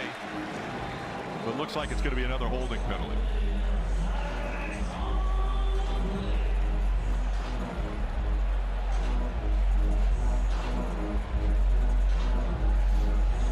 He throws the ball away, and more than likely they should have thrown it right to their receiver, to his hands, even if he was in coverage, because with the penalty flag. Yeah, well, if it's on Baylor, I mean, you throw it to the end zone. Offense, number 69. That penalty is declined. Fourth down. You throw it to the end zone, you get a chance of an interception. You know what I'm saying? So, again, that play right there looked like they were trying to go for a touchdown, and they were going to settle for the 3 points, which looks like they're doing here. They're going to go for the tie. Connor Hawkins in for the field goal, a 16-yard, from the 16-yard line, a 26-yard attempt. It's up and good, and the score is tied. The Bears tie it up, 24-24 on Hawkins' right foot.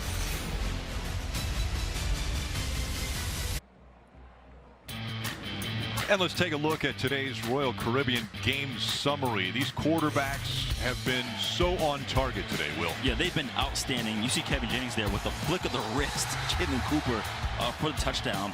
And also, Sawyer Robertson has been methodical down the field. He's been taking the shots down the field. He's been doing an outstanding job getting to his receivers. And both of them, 0 turnovers, been protecting the football all game long. So, an absolute clinic by these two quarterbacks. Brett Armstrong kicking off. The Bears have scored the last 10 points to tie this one up, and the Mustangs will start on their own 25. Yeah, this is a huge drive. This is an important drive for SMU to get out of that rut that they're in right now. Get down the field and get more points, whether it's 6 or 3, doesn't matter. But they cannot have a drive like they did last time. But also give credit to Baylor's defense. They stepped up there and really, caused a lot of problems for SMU there. SMU only gaining 19 yards in this third quarter. You see Baylor with 112 already. Chris Johnson, the running back, in next to Kevin Jennings. Jennings will hand off to CJ, and he won't make it back to the line of scrimmage. And a flag late.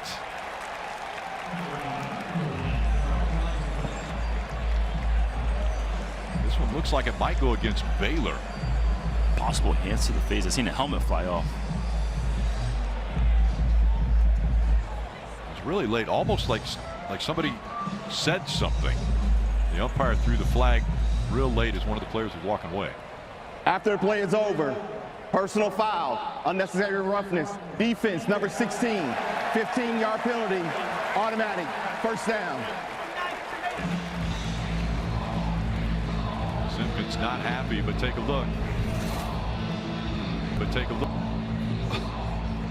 I love it. We got the ump cam. We got it close and personal. He's letting you know he took my helmet off. And he threw the flag immediately. We saw exactly what he saw.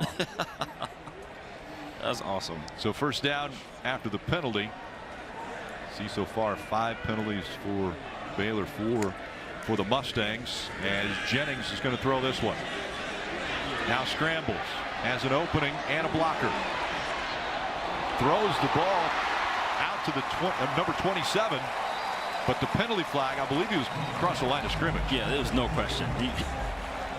He ran around in circles and definitely went over the line of scrimmage. It was a completion to Harden, but it won't be after they realized that he was a couple yards past the line of scrimmage. Illegal forward pass. Offense, number 7, was beyond the line of scrimmage when he threw the pass. 5-yard penalty from the spot of the foul. Loss of down, second down. He was about 2 yards past the line of scrimmage. That black line was the line of scrimmage. So that'll push Lashley's offense back a few yards. 2nd and 15 for the Mustangs. Look at the third quarter already. for the Bears. And a very dismal output for the Mustangs. Yeah, SMU, they have to avoid these negative plays. That's what's been killing them the past 2 drives.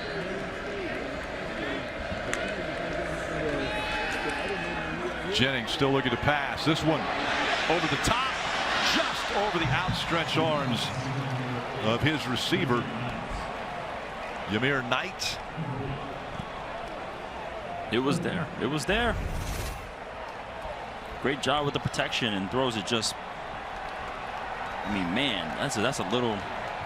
Got to lay out for that one. He did. You got to. I know he tried. You got to lay out for that one. Just over the fingertips of Knight, and that brings up 3rd and long. Play calling a little bit slower now for the Mustangs. Wide receivers right. Jennings with pressure again. Flag, and they're going to wrap up Jennings. And that will bring him down. Trevion Barnes stops him. Penalty flag, probably holding. Logan Parr may have been holding on to his defender.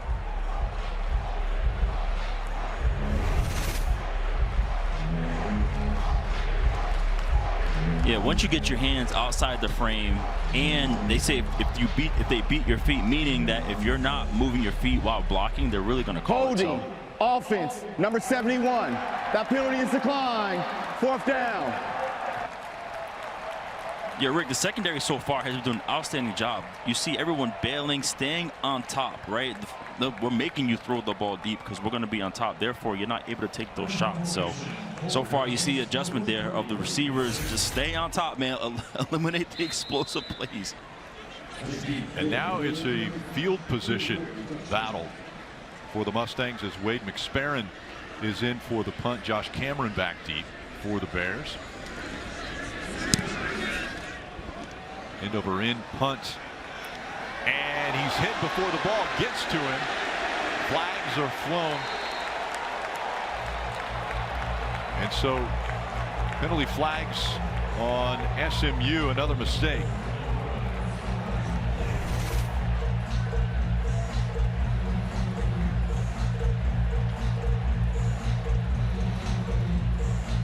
Oh boy.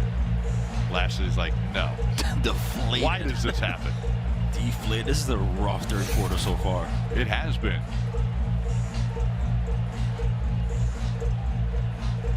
So the officials will talk it over.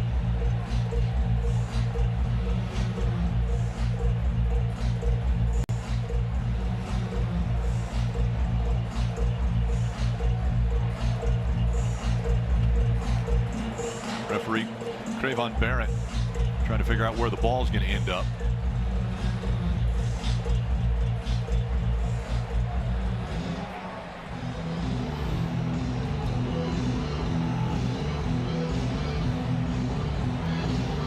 You have to give the receiver ample room to catch that ball. There is no foul for kick catch interference. During a return, illegal block in the back. Receiving team, number 25, 10-yard penalty, 1st down. Huge change of events there for the Mustangs. Oh, I don't know about that one. I mean, he had his hand on his back. He let go. Oh, man. That is... As a former special teamer, You're going to sign. That is interesting. Yeah. That is it. I didn't see a push, and also the guy ducked to hit him. So it's still Baylor ball, but it gets pushed back from where they would have had it. And now they start deep in their own territory. 13-yard line for Robertson. 15 before was recovered.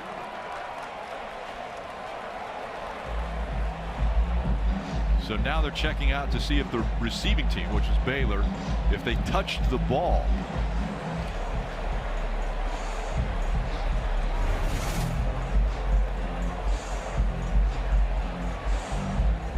Yeah, it was definitely touched. Definitely touched by the feet of the returner. But does the penalty of the push in the back cause all of that to happen? But this yet, is going to be so there's interesting. no question that it touches Cameron's feet.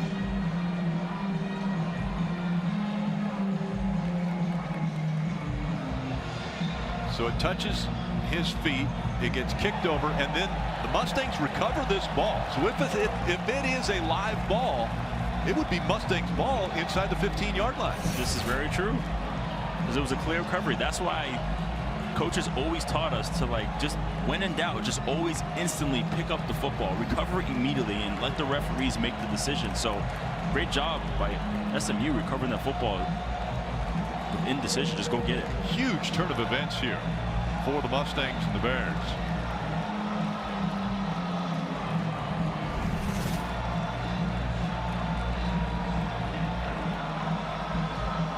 Yeah, Link instantly went over there and recovered the football.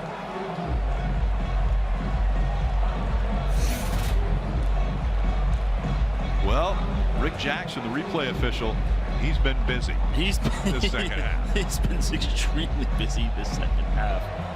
No doubt about it. I'm trying to hold my breath up here, Rick, man, because if this is the case, now they're gonna check the yard line. So where he fell on it. Okay. So around the 23, 22-yard line, and then the penalty gets tacked on.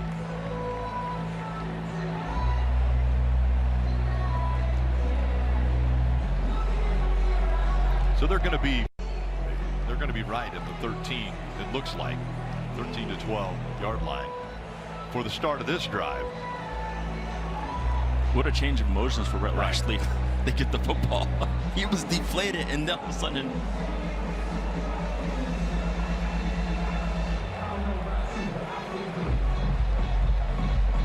all right, Mike Mothershed, let's get a little input on what's happening here.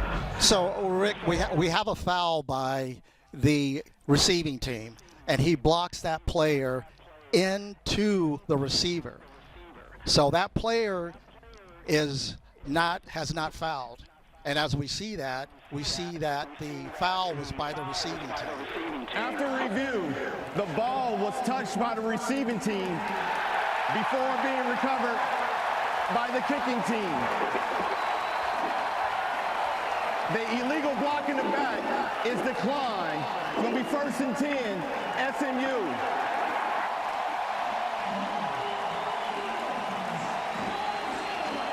So the 22-yard line is where, after everything that has just happened, that is where the Mustangs are going to start with the ball. Jennings back out behind center, and Coach Aranda is in shock right now with what just happened.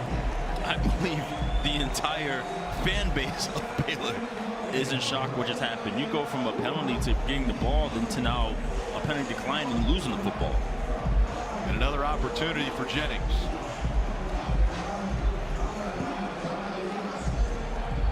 So very favorable for the Mustangs as they'll place the ball down in between the hash marks. Yeah, you want to take advantage of the emotion here. Take a shot down the field right now. Sudden change. Just go for it.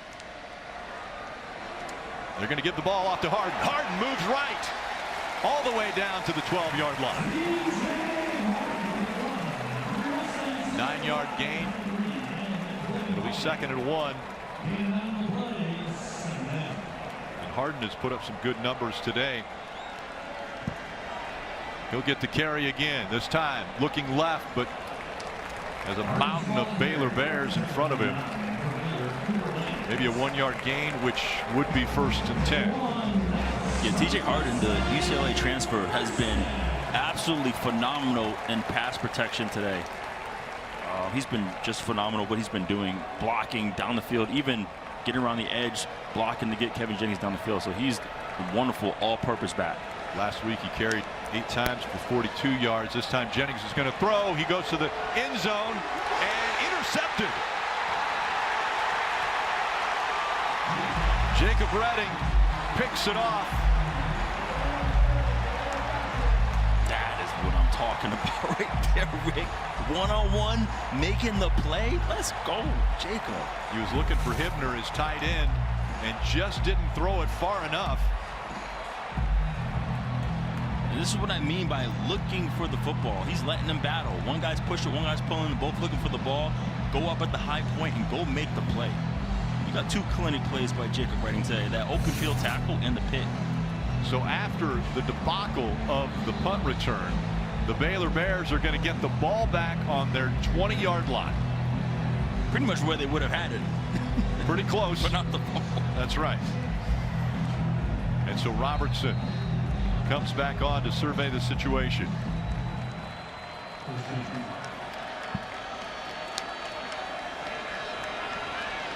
Washington stays into block, and the pass over the left side, incomplete, in and out of the hands of Lewis Brown the fourth. Deuce Harmon on coverage. Look, going back to Jacob Redding, man, he just did some outstanding things. Right now, we're in the booth. We're next to some NFL scouts over here, man. So I'm telling you, he probably made him some money. Yeah, right here on the replay, you got to get this. You got to make some money. Speaking of making money. Yeah, that was right in the hands of Brown. In and out. 2nd and 10. Jennings kicks it out to his running back, Washington. Washington with some room. A good stop there after a gain of about 7. Washington's going to limp off the field after that hit. That'll bring Caden Knight in at running back. 3rd and short.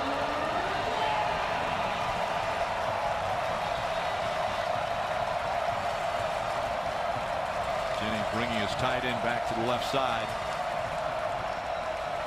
And now kicks him back out.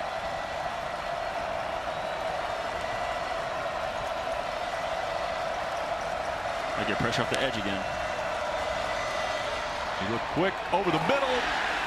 Doesn't hit Josh Cameron.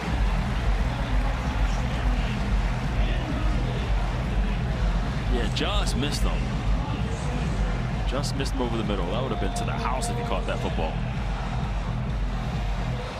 And so the Mustangs come up strong here as it's 4th and 2, and the Bears look to be sending in their punt team, and it's for the first time we will see Palmer Williams, who's best in the country last year, averaging 49.3 yards per punt. Ymir Knight will be back. And a great punt out of Williams. Knight all the way back to the 21-yard line. And the Bears swarm him at the 25. It's a blessing to have a punter who can flip the field for you. 52-yard punt, 3-yard return. All right, this Tuesday on NXT, 2-time WWE Tag Team Champions DIY return to confront Trick Williams. Don't miss an all-new WWE NXT Tuesday at 8/7 Central right here on the CW. Jennings was on fire in the first half, and the start of the second half, it has been, well, anything but 50% for his completions. He's going to hand off to his running back. Big hole up the middle. And TJ Harden will gain the first down. Yeah, TJ being the senior, playing like the vet that he is. I already mentioned his pass protection. He's been outstanding on the ground. Running his football, great vision, keeping his pass low, outstanding contact balance. Not a lot of transfers for the Mustangs, putting in a lot of time, but Harden is one, coming from UCLA, as you mentioned earlier. He's going to get the carry again, but this time a lot of pressure. Moves to get back to the line of scrimmage. Marion Winston on the stop. Yeah, this is the first time in a while where SMU, they have more high school players than transfers. This is the first time in a while, so they developed this program where they can, hey, we can retain our two deep, so now we can actually recruit guys versus trying to hit the portal to replenish our team. True freshman Jermico Green is in the backfield now. Weren't sure if he was going to be able to take some snaps, the coaches are saying he could be one of the best running backs for the Mustangs. But this time up in the air, a little contact before the ball got there, and the flag. That one was intended for Romello Brinson. Tevin Williams might have been involved in that one. Listen, this is a brilliant vet move. Romello, he puts his foot in the ground and goes up for the football. I tell receivers, don't flop. Pass interference, defense, number 27, 15-yard penalty, automatic, first down. He wanted that penalty. I want to make sure that's definitely a flag. Listen, I tell my receivers, if the ball is in the air, like literally go up for it. Don't flop and try to get the flag. If you actually put your foot in the ground and bump, almost like you're going up for a contact layup in basketball, they will throw the flag for you. And that's what happened there at Romello. 7th penalty already for the Bears. And that was D'Amico Green with his carry, the first of his career. As a true freshman will get on the stat sheet. And that will bring the third quarter to an end. It is all tied up. The Bears have brought something. That miscue on the punt return and then the completion.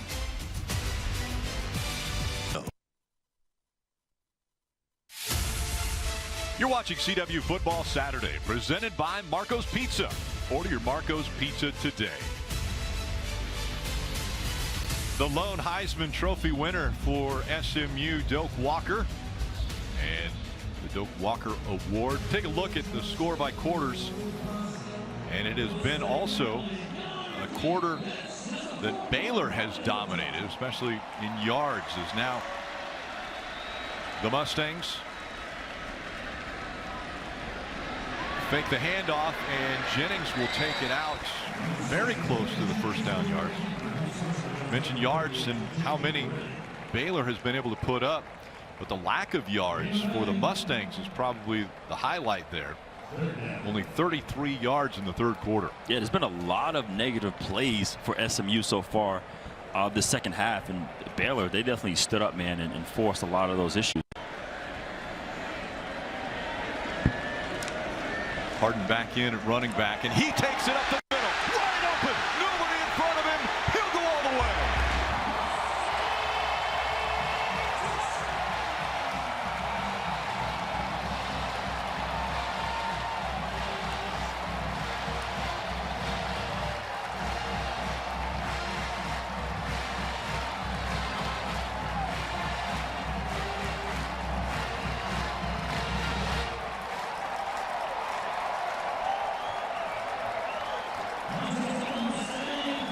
Colin Rogers in for the PAT.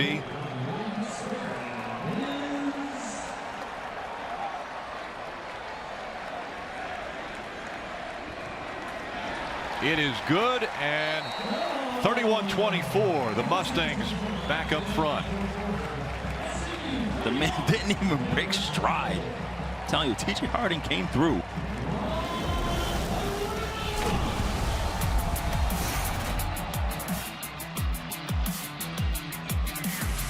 T.J. Harding, man, came through here. Outstanding, man. Didn't even break stride on this situation here. We're looking here at the Pacific Life replay. Pacific Life, nearly 160 years strong with financial strategies for a more confident future. And Harden definitely confident. And I'm guessing Lashley feeling pretty good after, again, starting a quarter with a touchdown on the first play.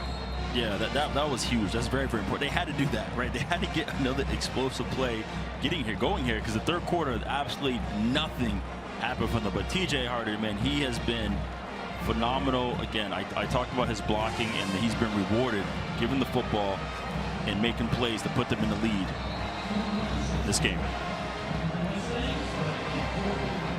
Colin Rogers is going to be back for the kickoff for the Mustangs. Cole Wilson to return for the Bears. And the high kick right at the end line. Wilson making people miss. all the way up to the 27, 28-yard line. Fresno State, Oregon State is coming up next.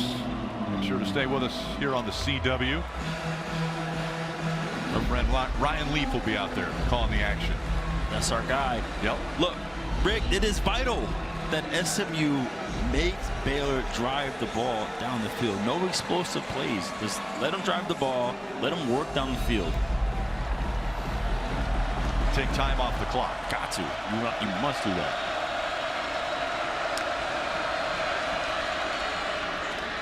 Hand off inside, and Washington will gain a couple.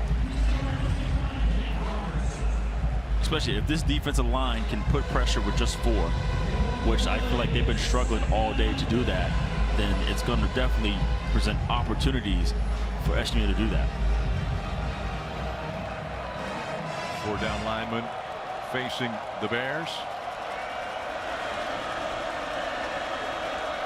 Robertson taking a little longer here with the count. Hands off to his running back again. And this time Washington gains a couple more. Maybe fumble. Mustangs are saying they've got it. Moses is there, and Mustangs come up with it. Was it down? But a big hit by Exano in that situation there. Cameron Robertson looks like he has it. Let's take a look.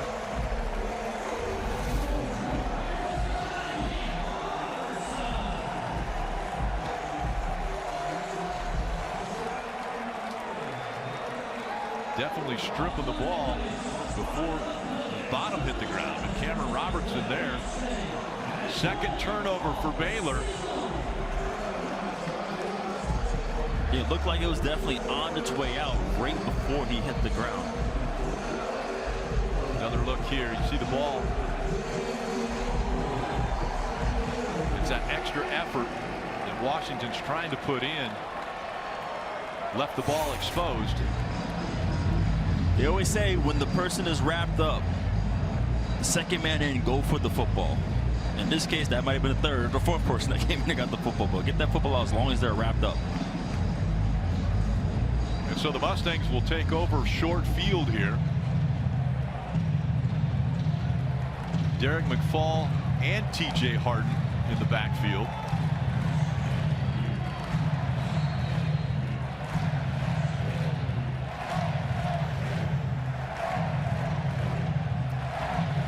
Culture.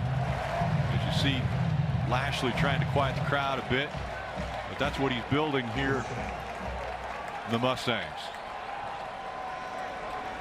Is this the wishbone? Harden the ball carrier, and he'll get a couple. Yeah, just give that man the football right now, okay? He has the hot hand. He has the hot hand in the dice game. Give him the football.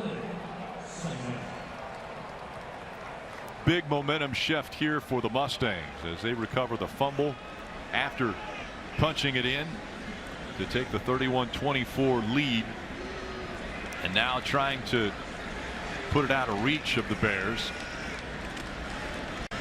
Yeah, Coach Casey Woods mentioned that. He said we're going to use all the running backs, and whoever has the hot hand, that's who's going to stay in. And so far, it's been TJ Harden. He'll get the carry again up the middle. About 3 for Harden. That's going to bring up 3rd and short. Harden with 83 yards rushing right now. The other thing that's rare about this, Will, is a huddle. We don't normally see the Mustangs huddling.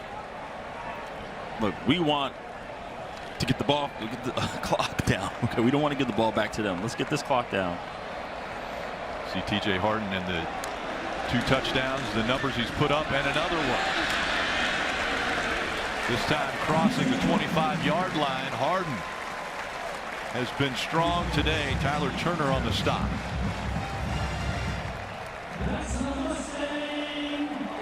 Another first down, and Harden had the ball in his hands again. They're going to continue to give him the ball. This time, though, We'll see what Lashley draws up.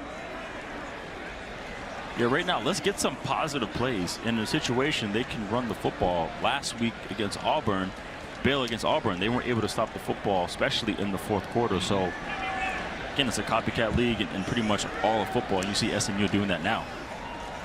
Jamaica Green, the ball carrier, and he'll get down to the 19-yard line.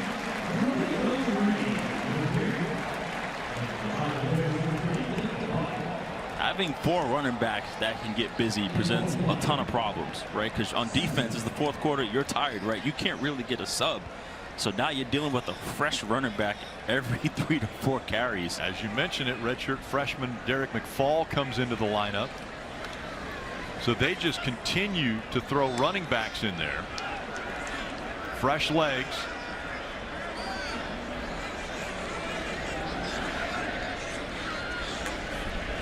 This one's going to go back to Green. And a big helmet-to-helmet hit there. 2 heads-up players. The 17-yard line.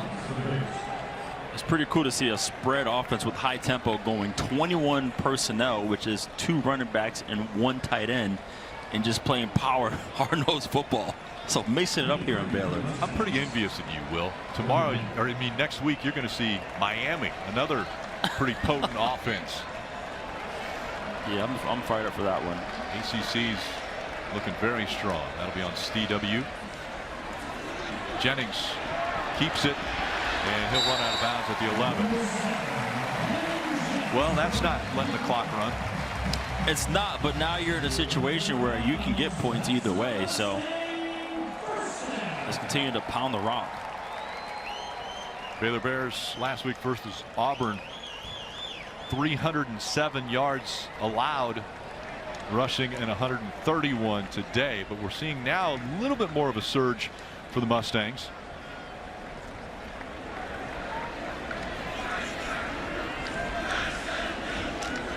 Harden back in at running back,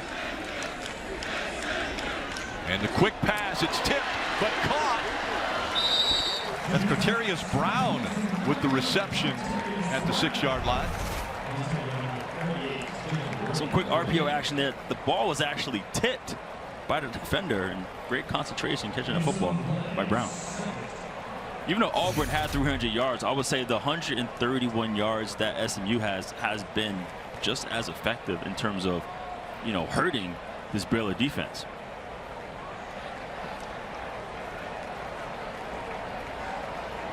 It's still Harden in the backfield. 6 out of the last 7 plays have been on the ground. And Harden again over the left side. He's got a man to beat. A blocker in front of him. And he gets in.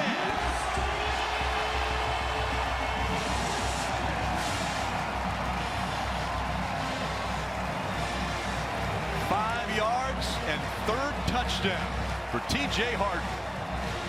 Got the Cali kid in Texas making some noise out here. Outstanding, man. Love this.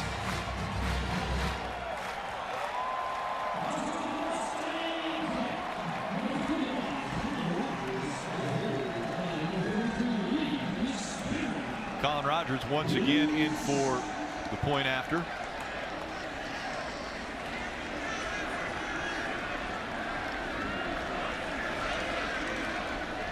Officials holding this one. The previous play is going to refer to review to see if the ball carrier scored a touchdown. So they're going to check to see if he got to the pylon. He stretched it out to the left side.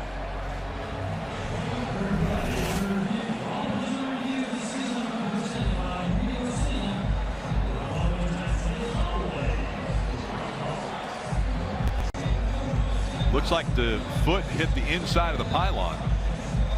Yeah, the foot came in. Also, I'm assuming the football did. If he was able to swing his left foot across, the football more than likely crossed over the pylon as well. Another look. You see that left foot right here is going to hit the inside of the pylon. Yeah, you need the football to touch the white line. You're good. So, looks like a touchdown to me. I'm going to let you call it.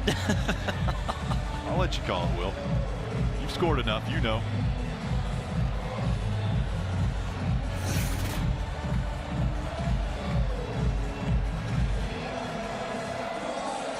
Grayvon Barrett's going to let us know after taking a look. The ruling of the field of a touchdown has been upheld.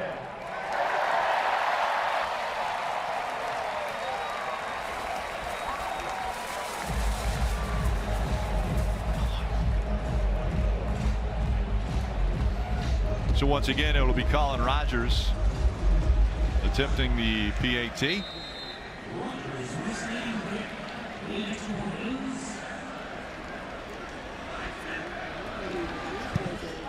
It's good. 38-24.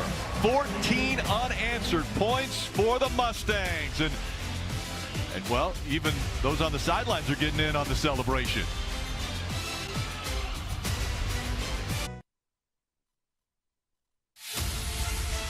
You're watching CW Football Saturday, brought to you by Pacific Life. Nearly 160 years strong with financial strategies for a more confident future. The Mustangs flexing their muscles now, riding a little bit of that history here in Dallas. And Colin Rogers is going to kick this one off to Cole Wilson. TJ Harden looking like a dog walker candidate the way he's been running that football today. Yeah, very impressive as this one grabbed at the 2-yard line. A little bit of room as he's knocked out of bounds at the 28-yard line. My gosh. Michael Allen. This definitely big hit. Everything is going right for SMU. Even the fans on the sidelines get involved. Baylor down 2 scores.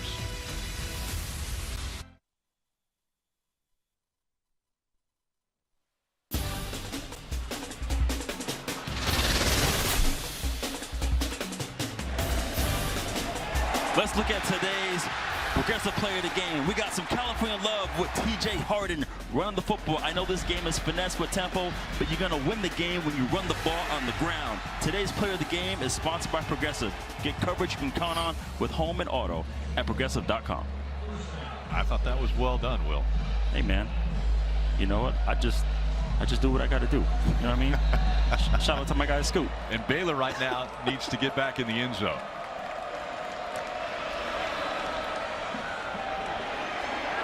Robertson rolling. Throwing downfield just over the outstretched hands of Josh Cameron. All right, let's see Baylor. What can we do? We got to get down the field now. We're looking like a similar situation last week versus Auburn, where they were pressured, to now we have to rely on the pass game. So now SMU knows what to do. We're not getting any run. Spavital, the offensive coordinator. And this time completion to Cameron. Go for about 7. You're down 2 scores. Now we gotta get the tempo going. Now the tempo is gonna come in. You're pretty much, it's 8 minutes, but you already have to activate your 2-minute offense in this situation because you gotta get points quickly. Mustang crowd getting loud here. Trying to help their defense out.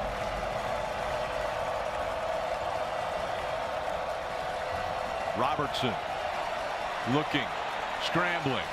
Now tucks it away, and he gets knocked down at the 39-yard line.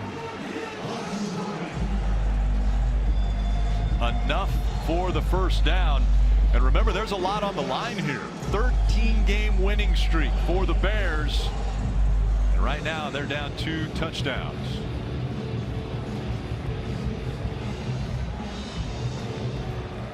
I think the last time that SMU beat the Bears was in 1986. 86. And I was 2. Completion over the middle. Really? I was sorry. 2? Sorry. Really? Sorry to everybody in the booth that I was 2 years old. Oh, man. All right, we're starting to see a little bit of movement now out of the Bears. Lashley wants to see his Mustangs hold up here defensively. He's trying to find his one-on-one matchups here. And right now the safety is doing a great job of taking that away. Hand off to Caden Knighton. And close to the first down. Looks like he fell over the line. But SMU, they are fine with this. They're like, go ahead, like, drive the ball if you can, dink and dunk the football, run the football. You're not getting any explosive plays on us down the field. They're going to say this is short, so it's 3rd and short for the Bears. Give to the running back again, and up the middle. This time he's going to have enough. Washington, the ball carrier.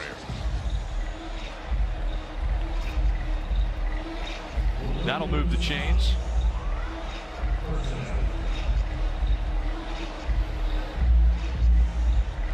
Coach Aranda,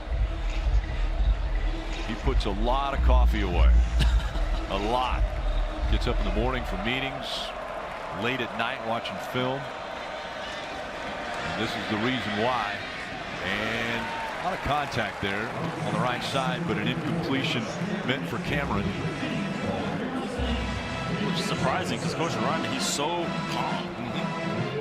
He's so calm. Very calm. Yeah, he's very chill.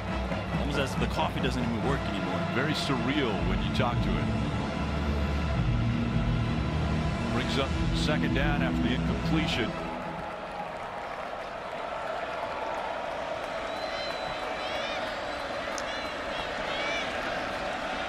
Robertson checking down, and he throws deep.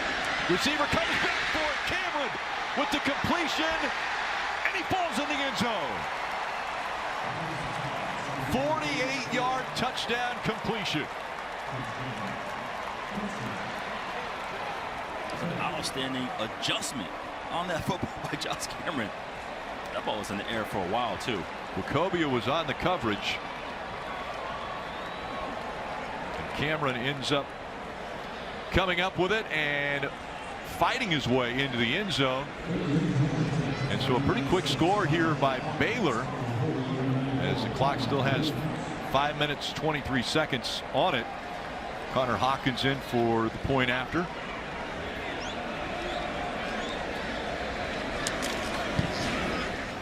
Right down the center, and it is now a 1-touchdown difference. Cameron with the reception and then carries a player into the end zone with him. Baylor 31, SMU 38.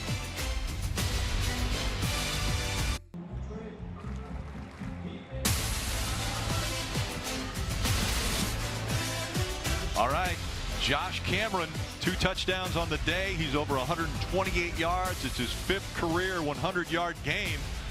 Is it going to be on the shoulders of Cameron if the Bears can come back to take over the lead from the Mustangs? They're going to have to kick it away, though. We'll see what the Mustangs have for them with 5 minutes 23 seconds remaining. Brett Armstrong kicking away for the Bears.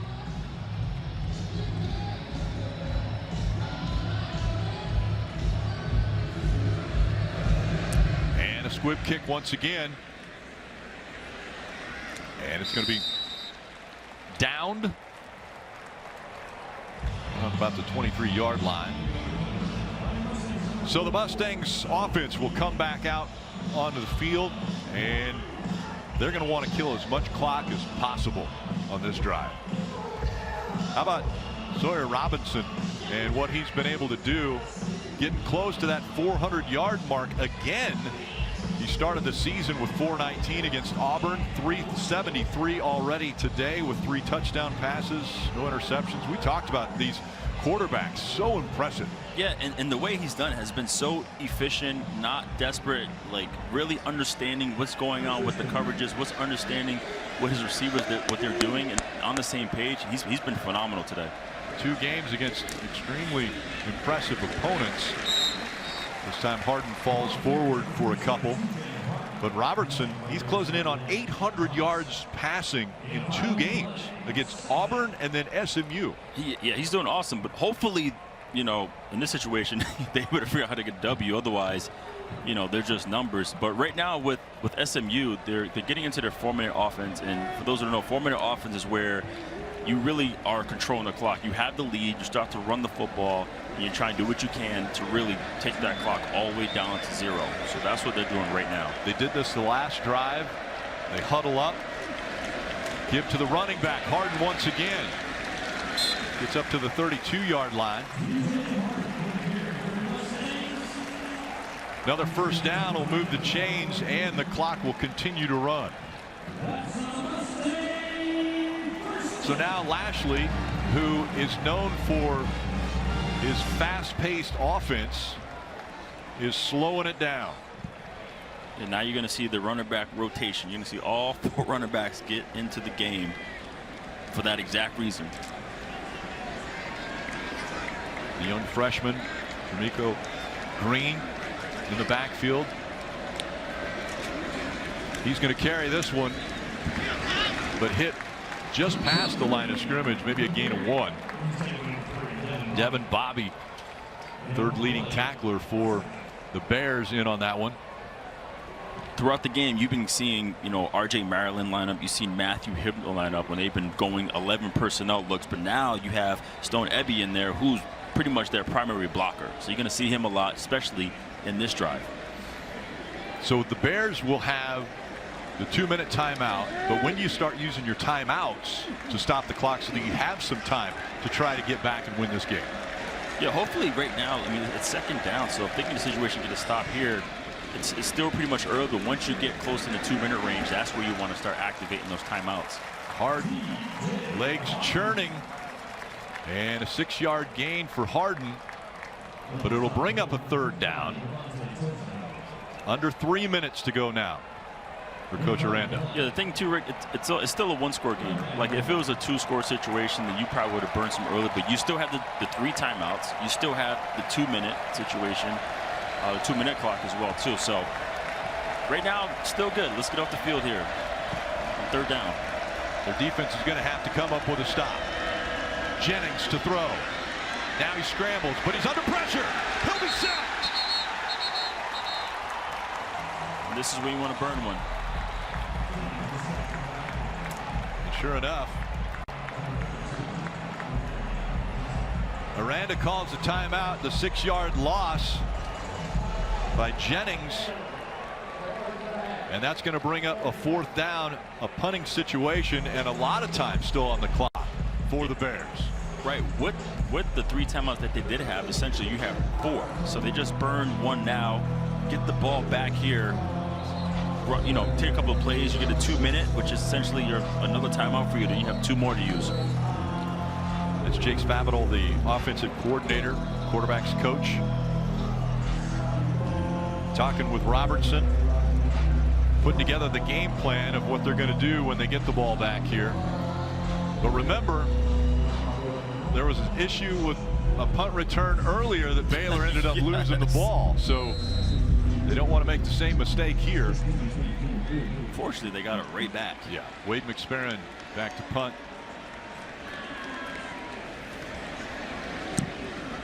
McSparron kicks it away, and the fair catch called for by Josh Cameron. All right, let's check in with our studio and Mike Kim. Oh, Rick, coming up next, there's a look at Oregon State's Anthony Hankerson, a heavy hitter coming out of that backfield. We'll see the Beavs running back in just a few minutes here on the CW as it's Fresno State and Oregon State. Thanks, Mike. Looking forward to that game coming up. But this one's still definitely undecided. Robertson starts on his 18-yard line. And they've got to get in the end zone. Washington, the running back. 2 wide receivers left, 1 right. Yeah, try to get some perimeter runs. You got to get some explosive runs right now before you start throwing the football. Robertson over the right side. And that time, the defender turned around. Jalen Davis Robinson on the coverage. See defensive backs, all you got to do is, he could have turned. He was, you know what? I can't say that. I can't say that. That could have been called. That should have been called. Cameron was the intended receiver.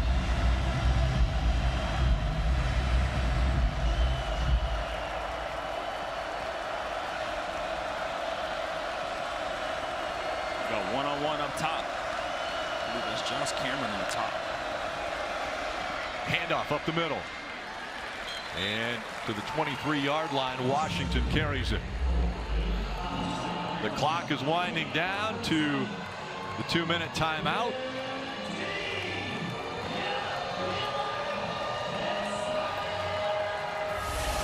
Make sure to stay tuned for the final 2 minutes of the game, presented by the Wells Fargo Active Cash Credit Card.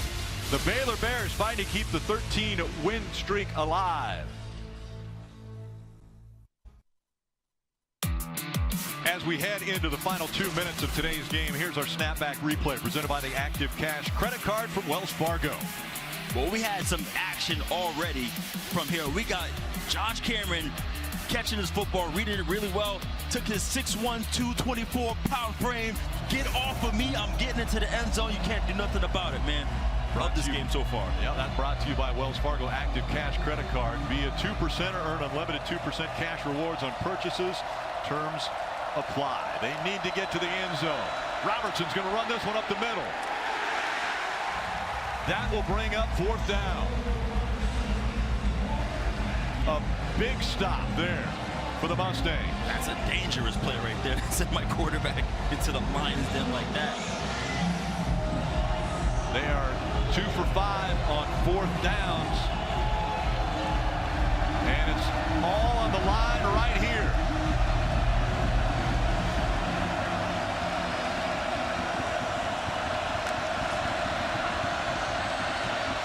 Robertson over the middle, wide open. Hawkins gets out to almost midfield. Just an incredible job. Just an incredible job standing here. Unbelievable protection he had all game. Delivering down the field to his receiver, Ashton Hawkins. Ashton Hawkins, big reception there on 4th down. 3 for 6 now on 4th down conversions for the Bears. And Robertson, once again, plenty of time. Over the middle, hit right as the ball got to his hands. That one intended for Washington. Deuce Harmon making the hit. Yeah, incredible play right there. But it's funny, on the back end, you had 3 guys surrounding Josh Cameron all the way in the end zone. Yeah, they are not letting him break this game. They're keeping their eyes on that guy who scored 2 touchdowns already today.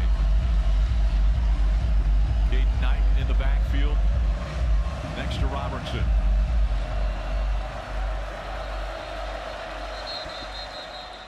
And looks like the Mustangs might call timeout here. Yeah, get your defensive line a breather. They're getting absolutely no rush on the quarterback right now. All right, 1:11, plenty of time for this explosive offense of the Bears. It is enough time. Again, you know, you have your 2 timeouts still. And right now, it's been Ashton Hawkins on this drive. So, Sawyer Robinson's doing a good job just sitting there the whole game, looking like an NFL quarterback, just the way he's gone about his business, and it's been really, really impressive. Again, a reminder, coming up next is Pac-12 football on the CW. Wachovia already 12 tackles, 1.5 for loss. He's been impressive on the defensive side of the ball for the Mustangs. Who will step up here with 1:11 to go? Brett Lashley definitely wants to change the narrative that the Bears brought in here. A 13-game win streak on the line. And Lashley doesn't want him coming into his house and making it 14. Got to send the heat in this play. Robertson again, plenty of time over the left side, over the hands of Ashton Hawkins that time.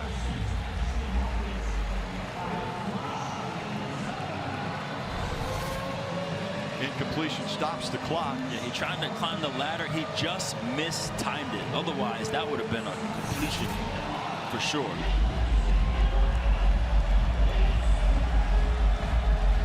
Third and long. Washington in the backfield.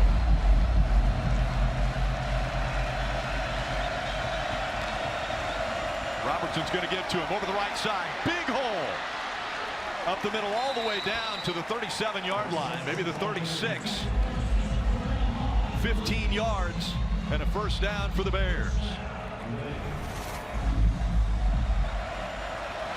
Look at this. I mean, you can drive the production truck through that thing, I'm telling you. Robertson, another strike. This time to Josh Cameron. 8 yards. And a timeout called by the Bears. 46 clicks on the clock. And again, they've got to get in the end zone. Yeah, this has been an incredible 2-minute drive so far. You work yourself all the way down the field. Now you're in a 30-yard line. And let's head back to the studio and Mike Yam.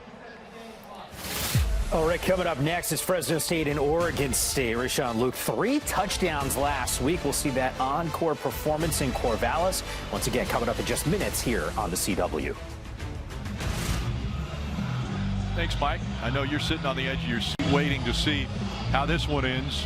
They put another second on the clock, so it's 47 seconds for the Bears. So now you're down here on the 29-yard line, almost the high red zone. High red zone's like between the 20 and the 12-yard line.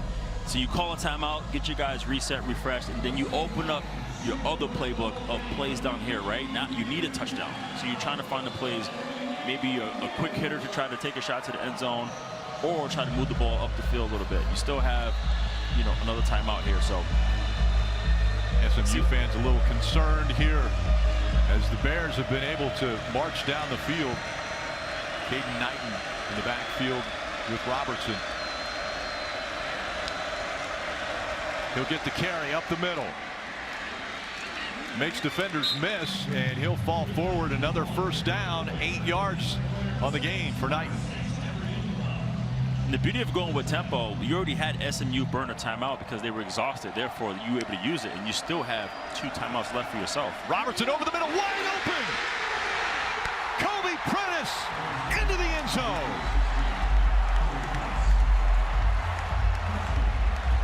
That's crazy, Rick. Man, oh man.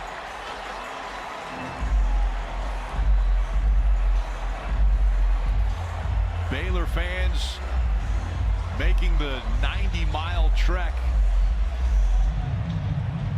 down here to Dallas. And now to tie it up, Connor Hawkins in for the point after.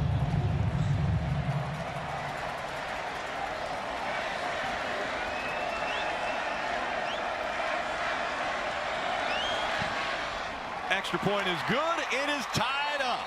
38 all. A 10-play, 82-yard drive. A minute 49 off the clock. And Robertson throwing the strike to Prentice. And into the end zone he goes. That is impressive. And now 34 seconds left. Robertson, what a game. Over 400 yards again. He knows he'd throw a dime. So I threw a dime for 6.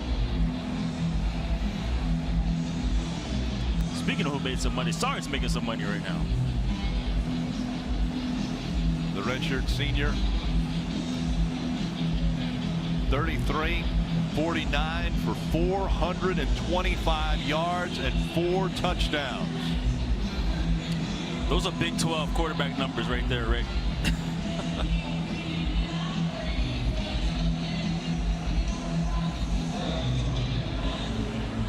Really well done. That is how you run a 2-minute drive. Shout out to Coach Spavital and Sawyer executing that drive to perfection. The Mustangs, they got 34 seconds. Get into field goal range. Now the pressure's on Jennings. Bears are going to squib it again. This time it's going to be returnable. Chris Johnson run out of bounds at the 36-yard line. A couple seconds off the clock. It's 29 seconds to go. And now What yard line do you want to see them get to for your kicker? Right. I mean, definitely the 40, but that was an interesting choice to squib it in that situation versus kicking it deep. He's got a 55-yard career long, and that's Colin Rogers for SMU. That means they need to get down to the 38-yard line. Harden in behind Jennings, and Jennings is going to throw, and it looks like a completion to Jalen Cooper.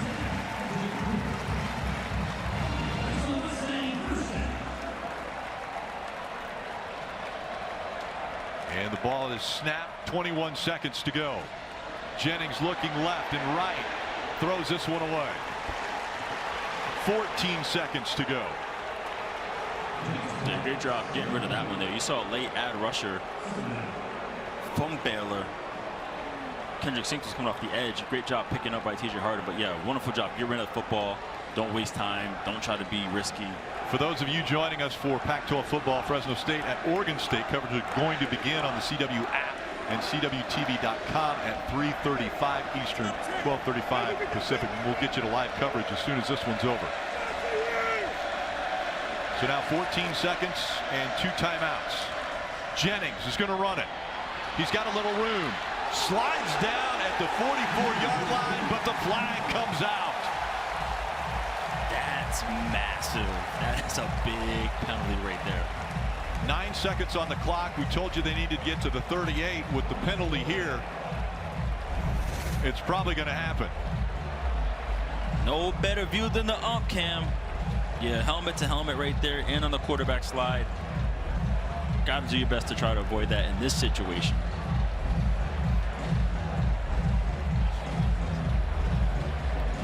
Looks like the helmet of the defender there was on his chest, on the front of him. We'll have to wait for the replay. And now, once again, Rick Jackson, the replay official, will go to work, looking at all the angles. Here's a really good look at it.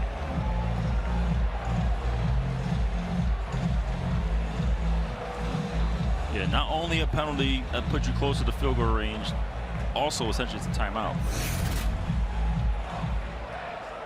Personal foul, targeting, defense, number 3. That penalty is under review. Another look at it. I still am not sure if that Baylor helmet isn't in front of the helmet of Jennings. It's so close, though. We've seen a bunch of angles, and it's really going to come down to Rick Jackson. Yeah, I mean, what's challenging is when you see the player actually, the defender actually duck his head and lead with the crowd. So they might be taking the targeting part of this call off. It's still going to be a personal foul, but potentially not targeting. Kevon Barrett looking at the replays as well. The thing I was looking at that makes me think that it might not have been crowned to helmet is because when his helmet goes in, we don't see Jennings' head move right away. So if it would have been helmet to helmet, you would have seen Jennings' head move if it would have been that way. But again, we've seen a bunch of different replays. We're going to have to wait to find out what Jackson says on this one. Another look. Yeah, the closer it does look like it hit him in the chest. And when you see his head jar to the side, you instantly think like the helmet hit the helmet. But yeah, still late hit on the slide. Official explaining it to Lashley.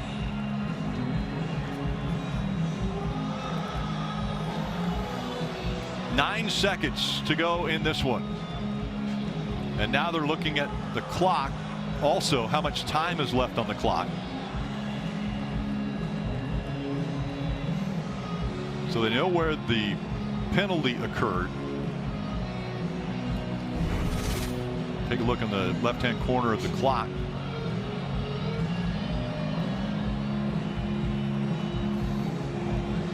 So he's hit there. at about the 44-yard line with approximately between 9 and 10 seconds on the clock.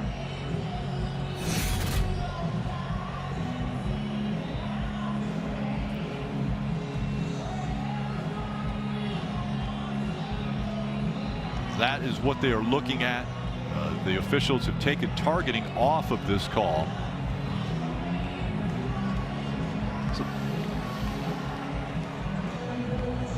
Yes. So the question here is, do you just run the football? Well, does your kicker want to be in a certain spot? So do you run it? Does he want the hash, the middle? Right. Exactly. After review, there is no targeting on the play. SMU has elected to take a timeout to avoid the 10-second runoff.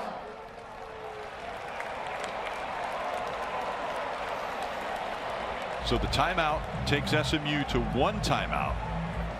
And the ball is still at the 44-yard line.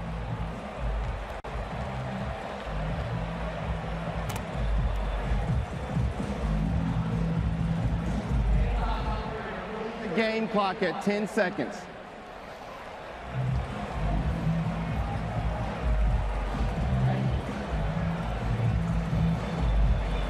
So the clock has been put to 10 seconds. No personal foul on this play. And so this is now a decision for the Mustangs. You've got 10 seconds. What do you do with those 10 seconds to get your kicker in position? Or do you throw for the end zone? Right, you find out where he wants to be. You definitely try to get in position where he can make this field goal. But, yeah, you could actually look back. Speaking of the personal foul that wasn't called, you look at back when Sawyer got hit. This is a very similar situation where I thought, hey, they could have called that, but they didn't. They looked at it, made the same judgment call. Colin Rogers waiting for his opportunity, his longest in his career, 55. Jennings knows he has 10 seconds. He'll hand off. Harden up the middle. He goes to the 40-yard line. And a timeout called by the Mustangs. It's going to be 57 yards.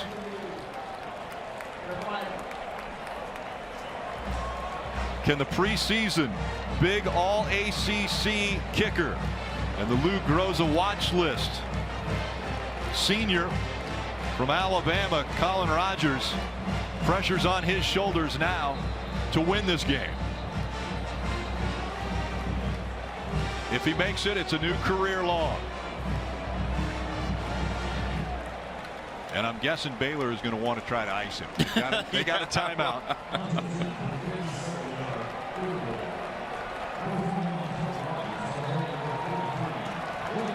A 57-yard attempt. Does he have enough leg? And what about the accuracy? It's set down on the right hash mark. And there's that timeout on the ice. From Baylor.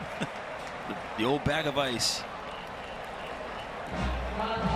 How about Aranda? He still looks calm. How about this opening game on the CW? Hey, listen, and it's not 100 degrees up here in the booth, so it's been great. Oh, you're talking about personal comfort. I was talking about the game. I'm for personal comfort in the game. It's been a great one. And next week, Miami. We'll see what happens with you, Will, when you get to see Miami on the field. Here we go. Let's go. For a new career long and to break Baylor's win streak. Colin Rogers. A little bit of a breeze in his face.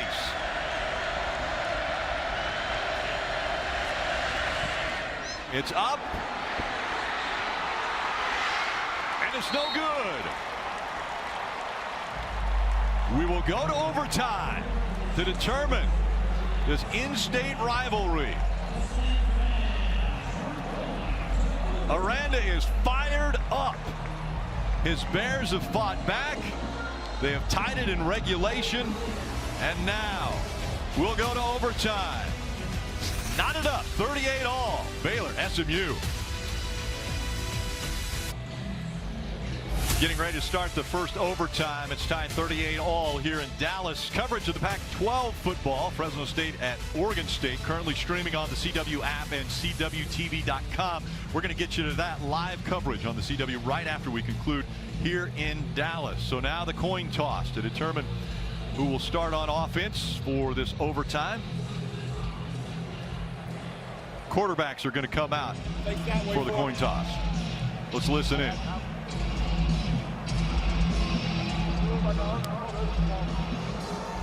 right, gentlemen, we are in an overtime. Whoever wins the toss will have the option of offense, defense, or which end of the field. Okay? We're using the same coin from earlier today. Heads, tails, heads, tails.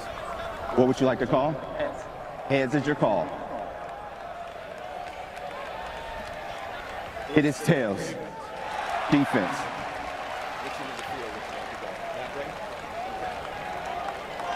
SMU has won the toss and elected to go on defense. First down. The winner of the coin toss wants to know what they have to do. Correct. And so the Mustangs will start on defense.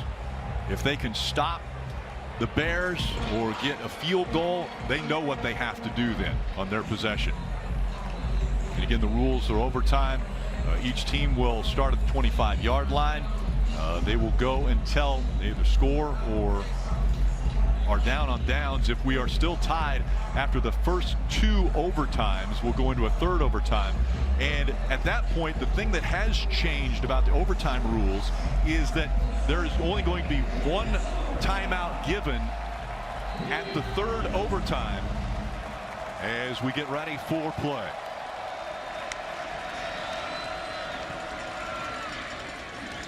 And the handoff to Washington. So now you just get into your normal red zone offense here. You know what they've been doing, I think, from the first quarter, direct runs, right? You might get some perimeter passes, protect the football, and try to get points. Knighton in the backfield now with Robertson. Robertson's been so accurate with his arm. And he's going to throw this time. He's got his receiver. Josh Cameron has been the man to go to, and that's a first down. It'll be first and goal now after the 16-yard reception. Look, he's smart. You got your 6'1", 224-pound receiver one-on-one on the outside, but the defensive back that's 190. Like, he's going to take that matchup all game, and he has. It's first and goal. Got one-on-one to get up top. Robertson sees it. Maybe changing the call at the line. He's going to throw it up for his receiver Cameron, and the flag comes out late.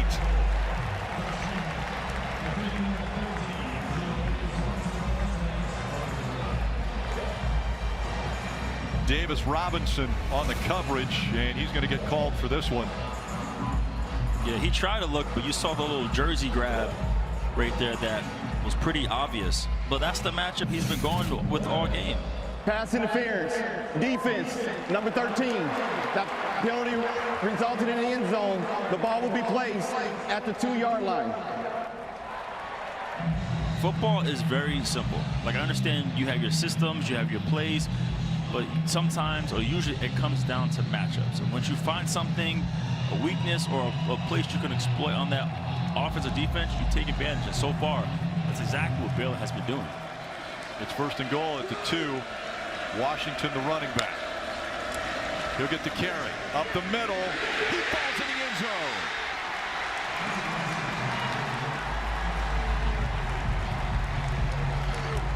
The Bears strike first in overtime.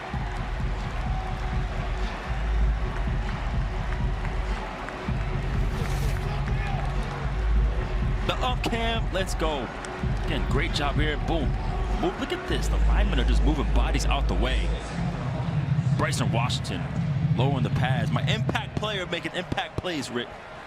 Connor Hawkins in for the PAT.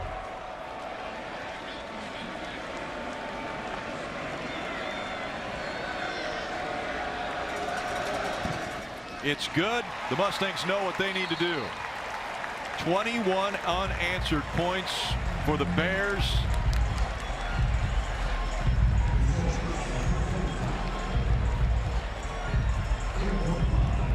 First lead of the game for the Bears. Remember, this game started 12 seconds in with the long touchdown strike for the Mustangs. And now the Bears have put themselves up by 7.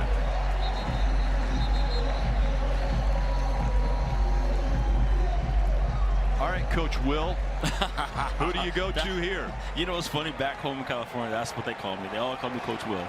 I coached everyone's child. But here in this case, let's run the football. You've been doing very well with that all game long. Run the football. The fake. And right away, throw to the end zone. Touchdown! Romello Brinson. What a catch by Brinson.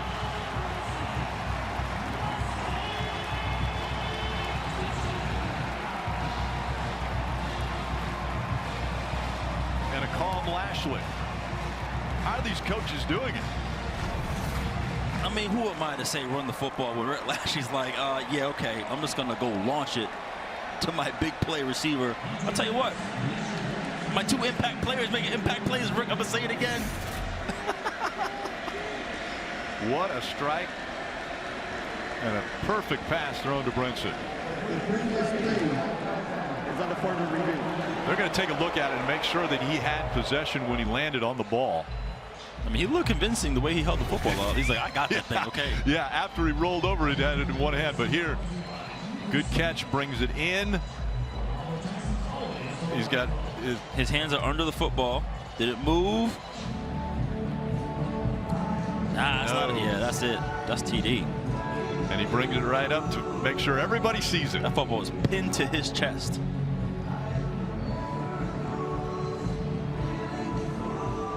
What a great catch. That's an unbelievable catch. Hands under the football, stretched out, laid out, and showed the football that he got it.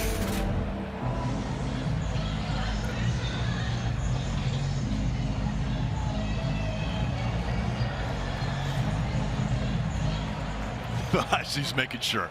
The ruling on the field of a touchdown is upheld. He's like, you claiming that it is a touchdown, right? Want to make sure. Was the over 89? What was the over? Oh, yeah, over under, I think. I don't think it was 90. I think it was in the mid-60s. Yeah, 90 points put up by these two teams.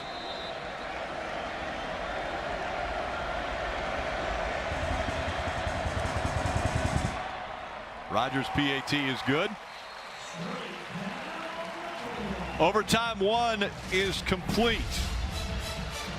A fascinating catch right there by Romello Brinson, and we go to overtime 2.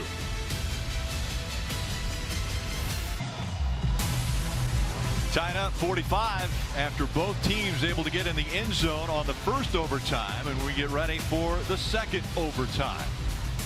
Take a look at what the rules are. Teams are going to be required to run a 2-point conversion after a touchdown when the game reaches the second overtime, which it has. And again, that reminder, if we reach the third overtime, teams will run alternating 2-point plays. And they did get another timeout. So this overtime, they're going to get a timeout. If we go to a third, that would be the last timeout that they would be given, even if we continue on. Jennings hands the ball off to Harden.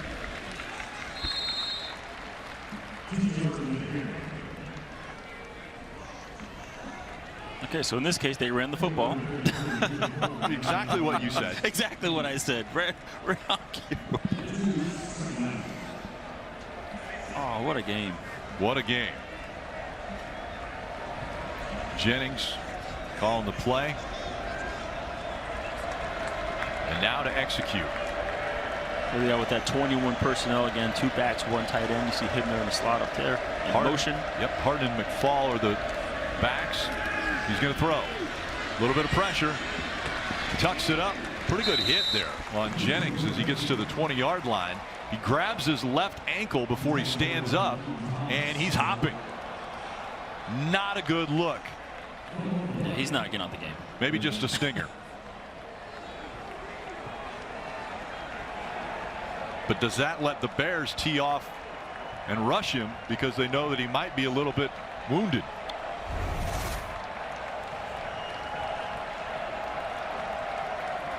Yeah, you can see him just roll up a little bit on it, but he's a tough quarterback, man. He's not going to get out the game.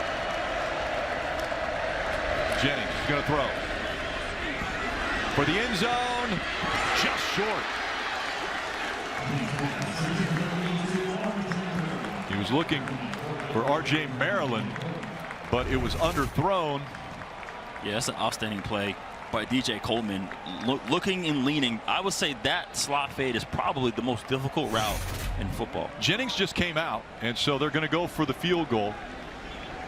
38-yard attempt. And we have seen Colin Rogers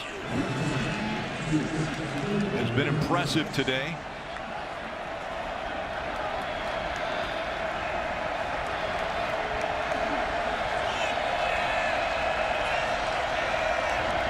Kick is up. Looks like it's going to be wide right.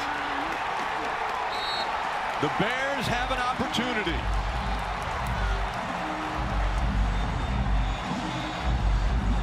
And the fans are loving this. Now the pressure all falls on the Mustang defense. Yeah, sure enough, pushed it to the right.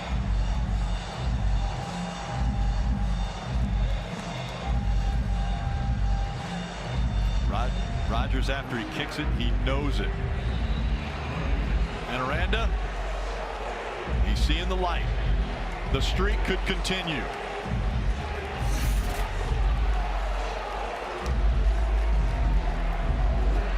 Rogers knows the possibility exists. Now, can his Mustang teammates rise to the occasion and shut down this Bears offense?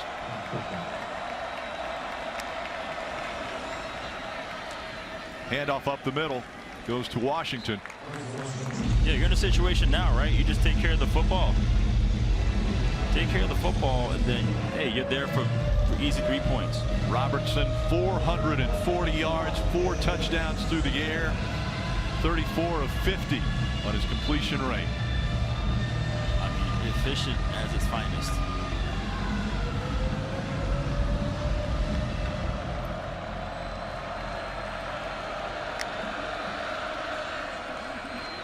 Again to Washington, this time hit at the 20-yard line, and he'll fall to the 19. That leaves him 4 yards short, and that'll bring up 3rd and 4 for the first down. 13 straight wins coming in for the Bears, taking on 17th ranked SMU. And how impressive SMU has been at home, especially over the last 16 games for the Mustangs. But Baylor trying to wreck all of the stats. Again, the give to Washington. He carries it over the 15-yard line and looks like a first down. They keep marching toward the end zone. Yeah, it's interesting about his 400 yards. It wasn't so much they were just out there airing it out. That's what they were given, and he was making completions, making explosive plays. Like, I thought they called a pretty balanced game. Connor Hawkins getting ready if he needs to come in for the field goal. Robertson would like to end this game on his own. Washington wrapped up as soon as he got the ball in the backfield. Isaiah Smith, Lamondrick Spencer shutting him down.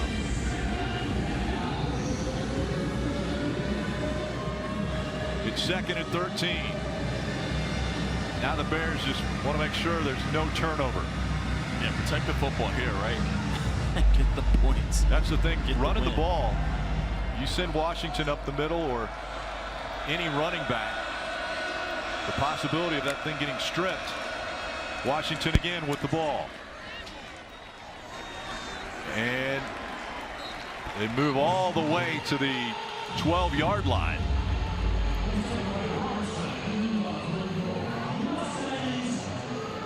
Yeah, this play call will tell us where the kicker probably wants the football. Yeah, where does Hawkins want the ball for a field goal? As they're at the 13-yard line now. Robertson has Caden Knighton with him in the backfield. Knighton, the ball carrier. He goes up the middle and falls over the 10-yard line to about the 9-yard line. And that will bring the kicking unit on. Connor Hawkins to win the game. A redshirt freshman. One field goal made already today from 26. So Connor got the swag with the one sleeve on the leg.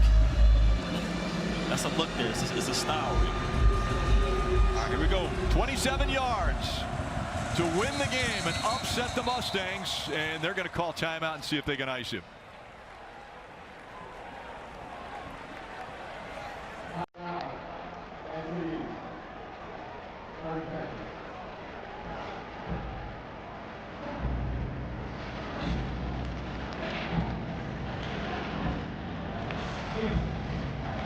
All right.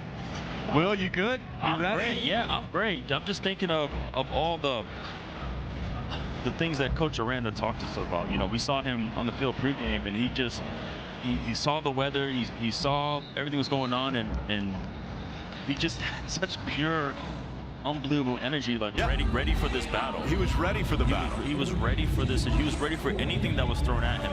And his team. And a lot was thrown at him, Will.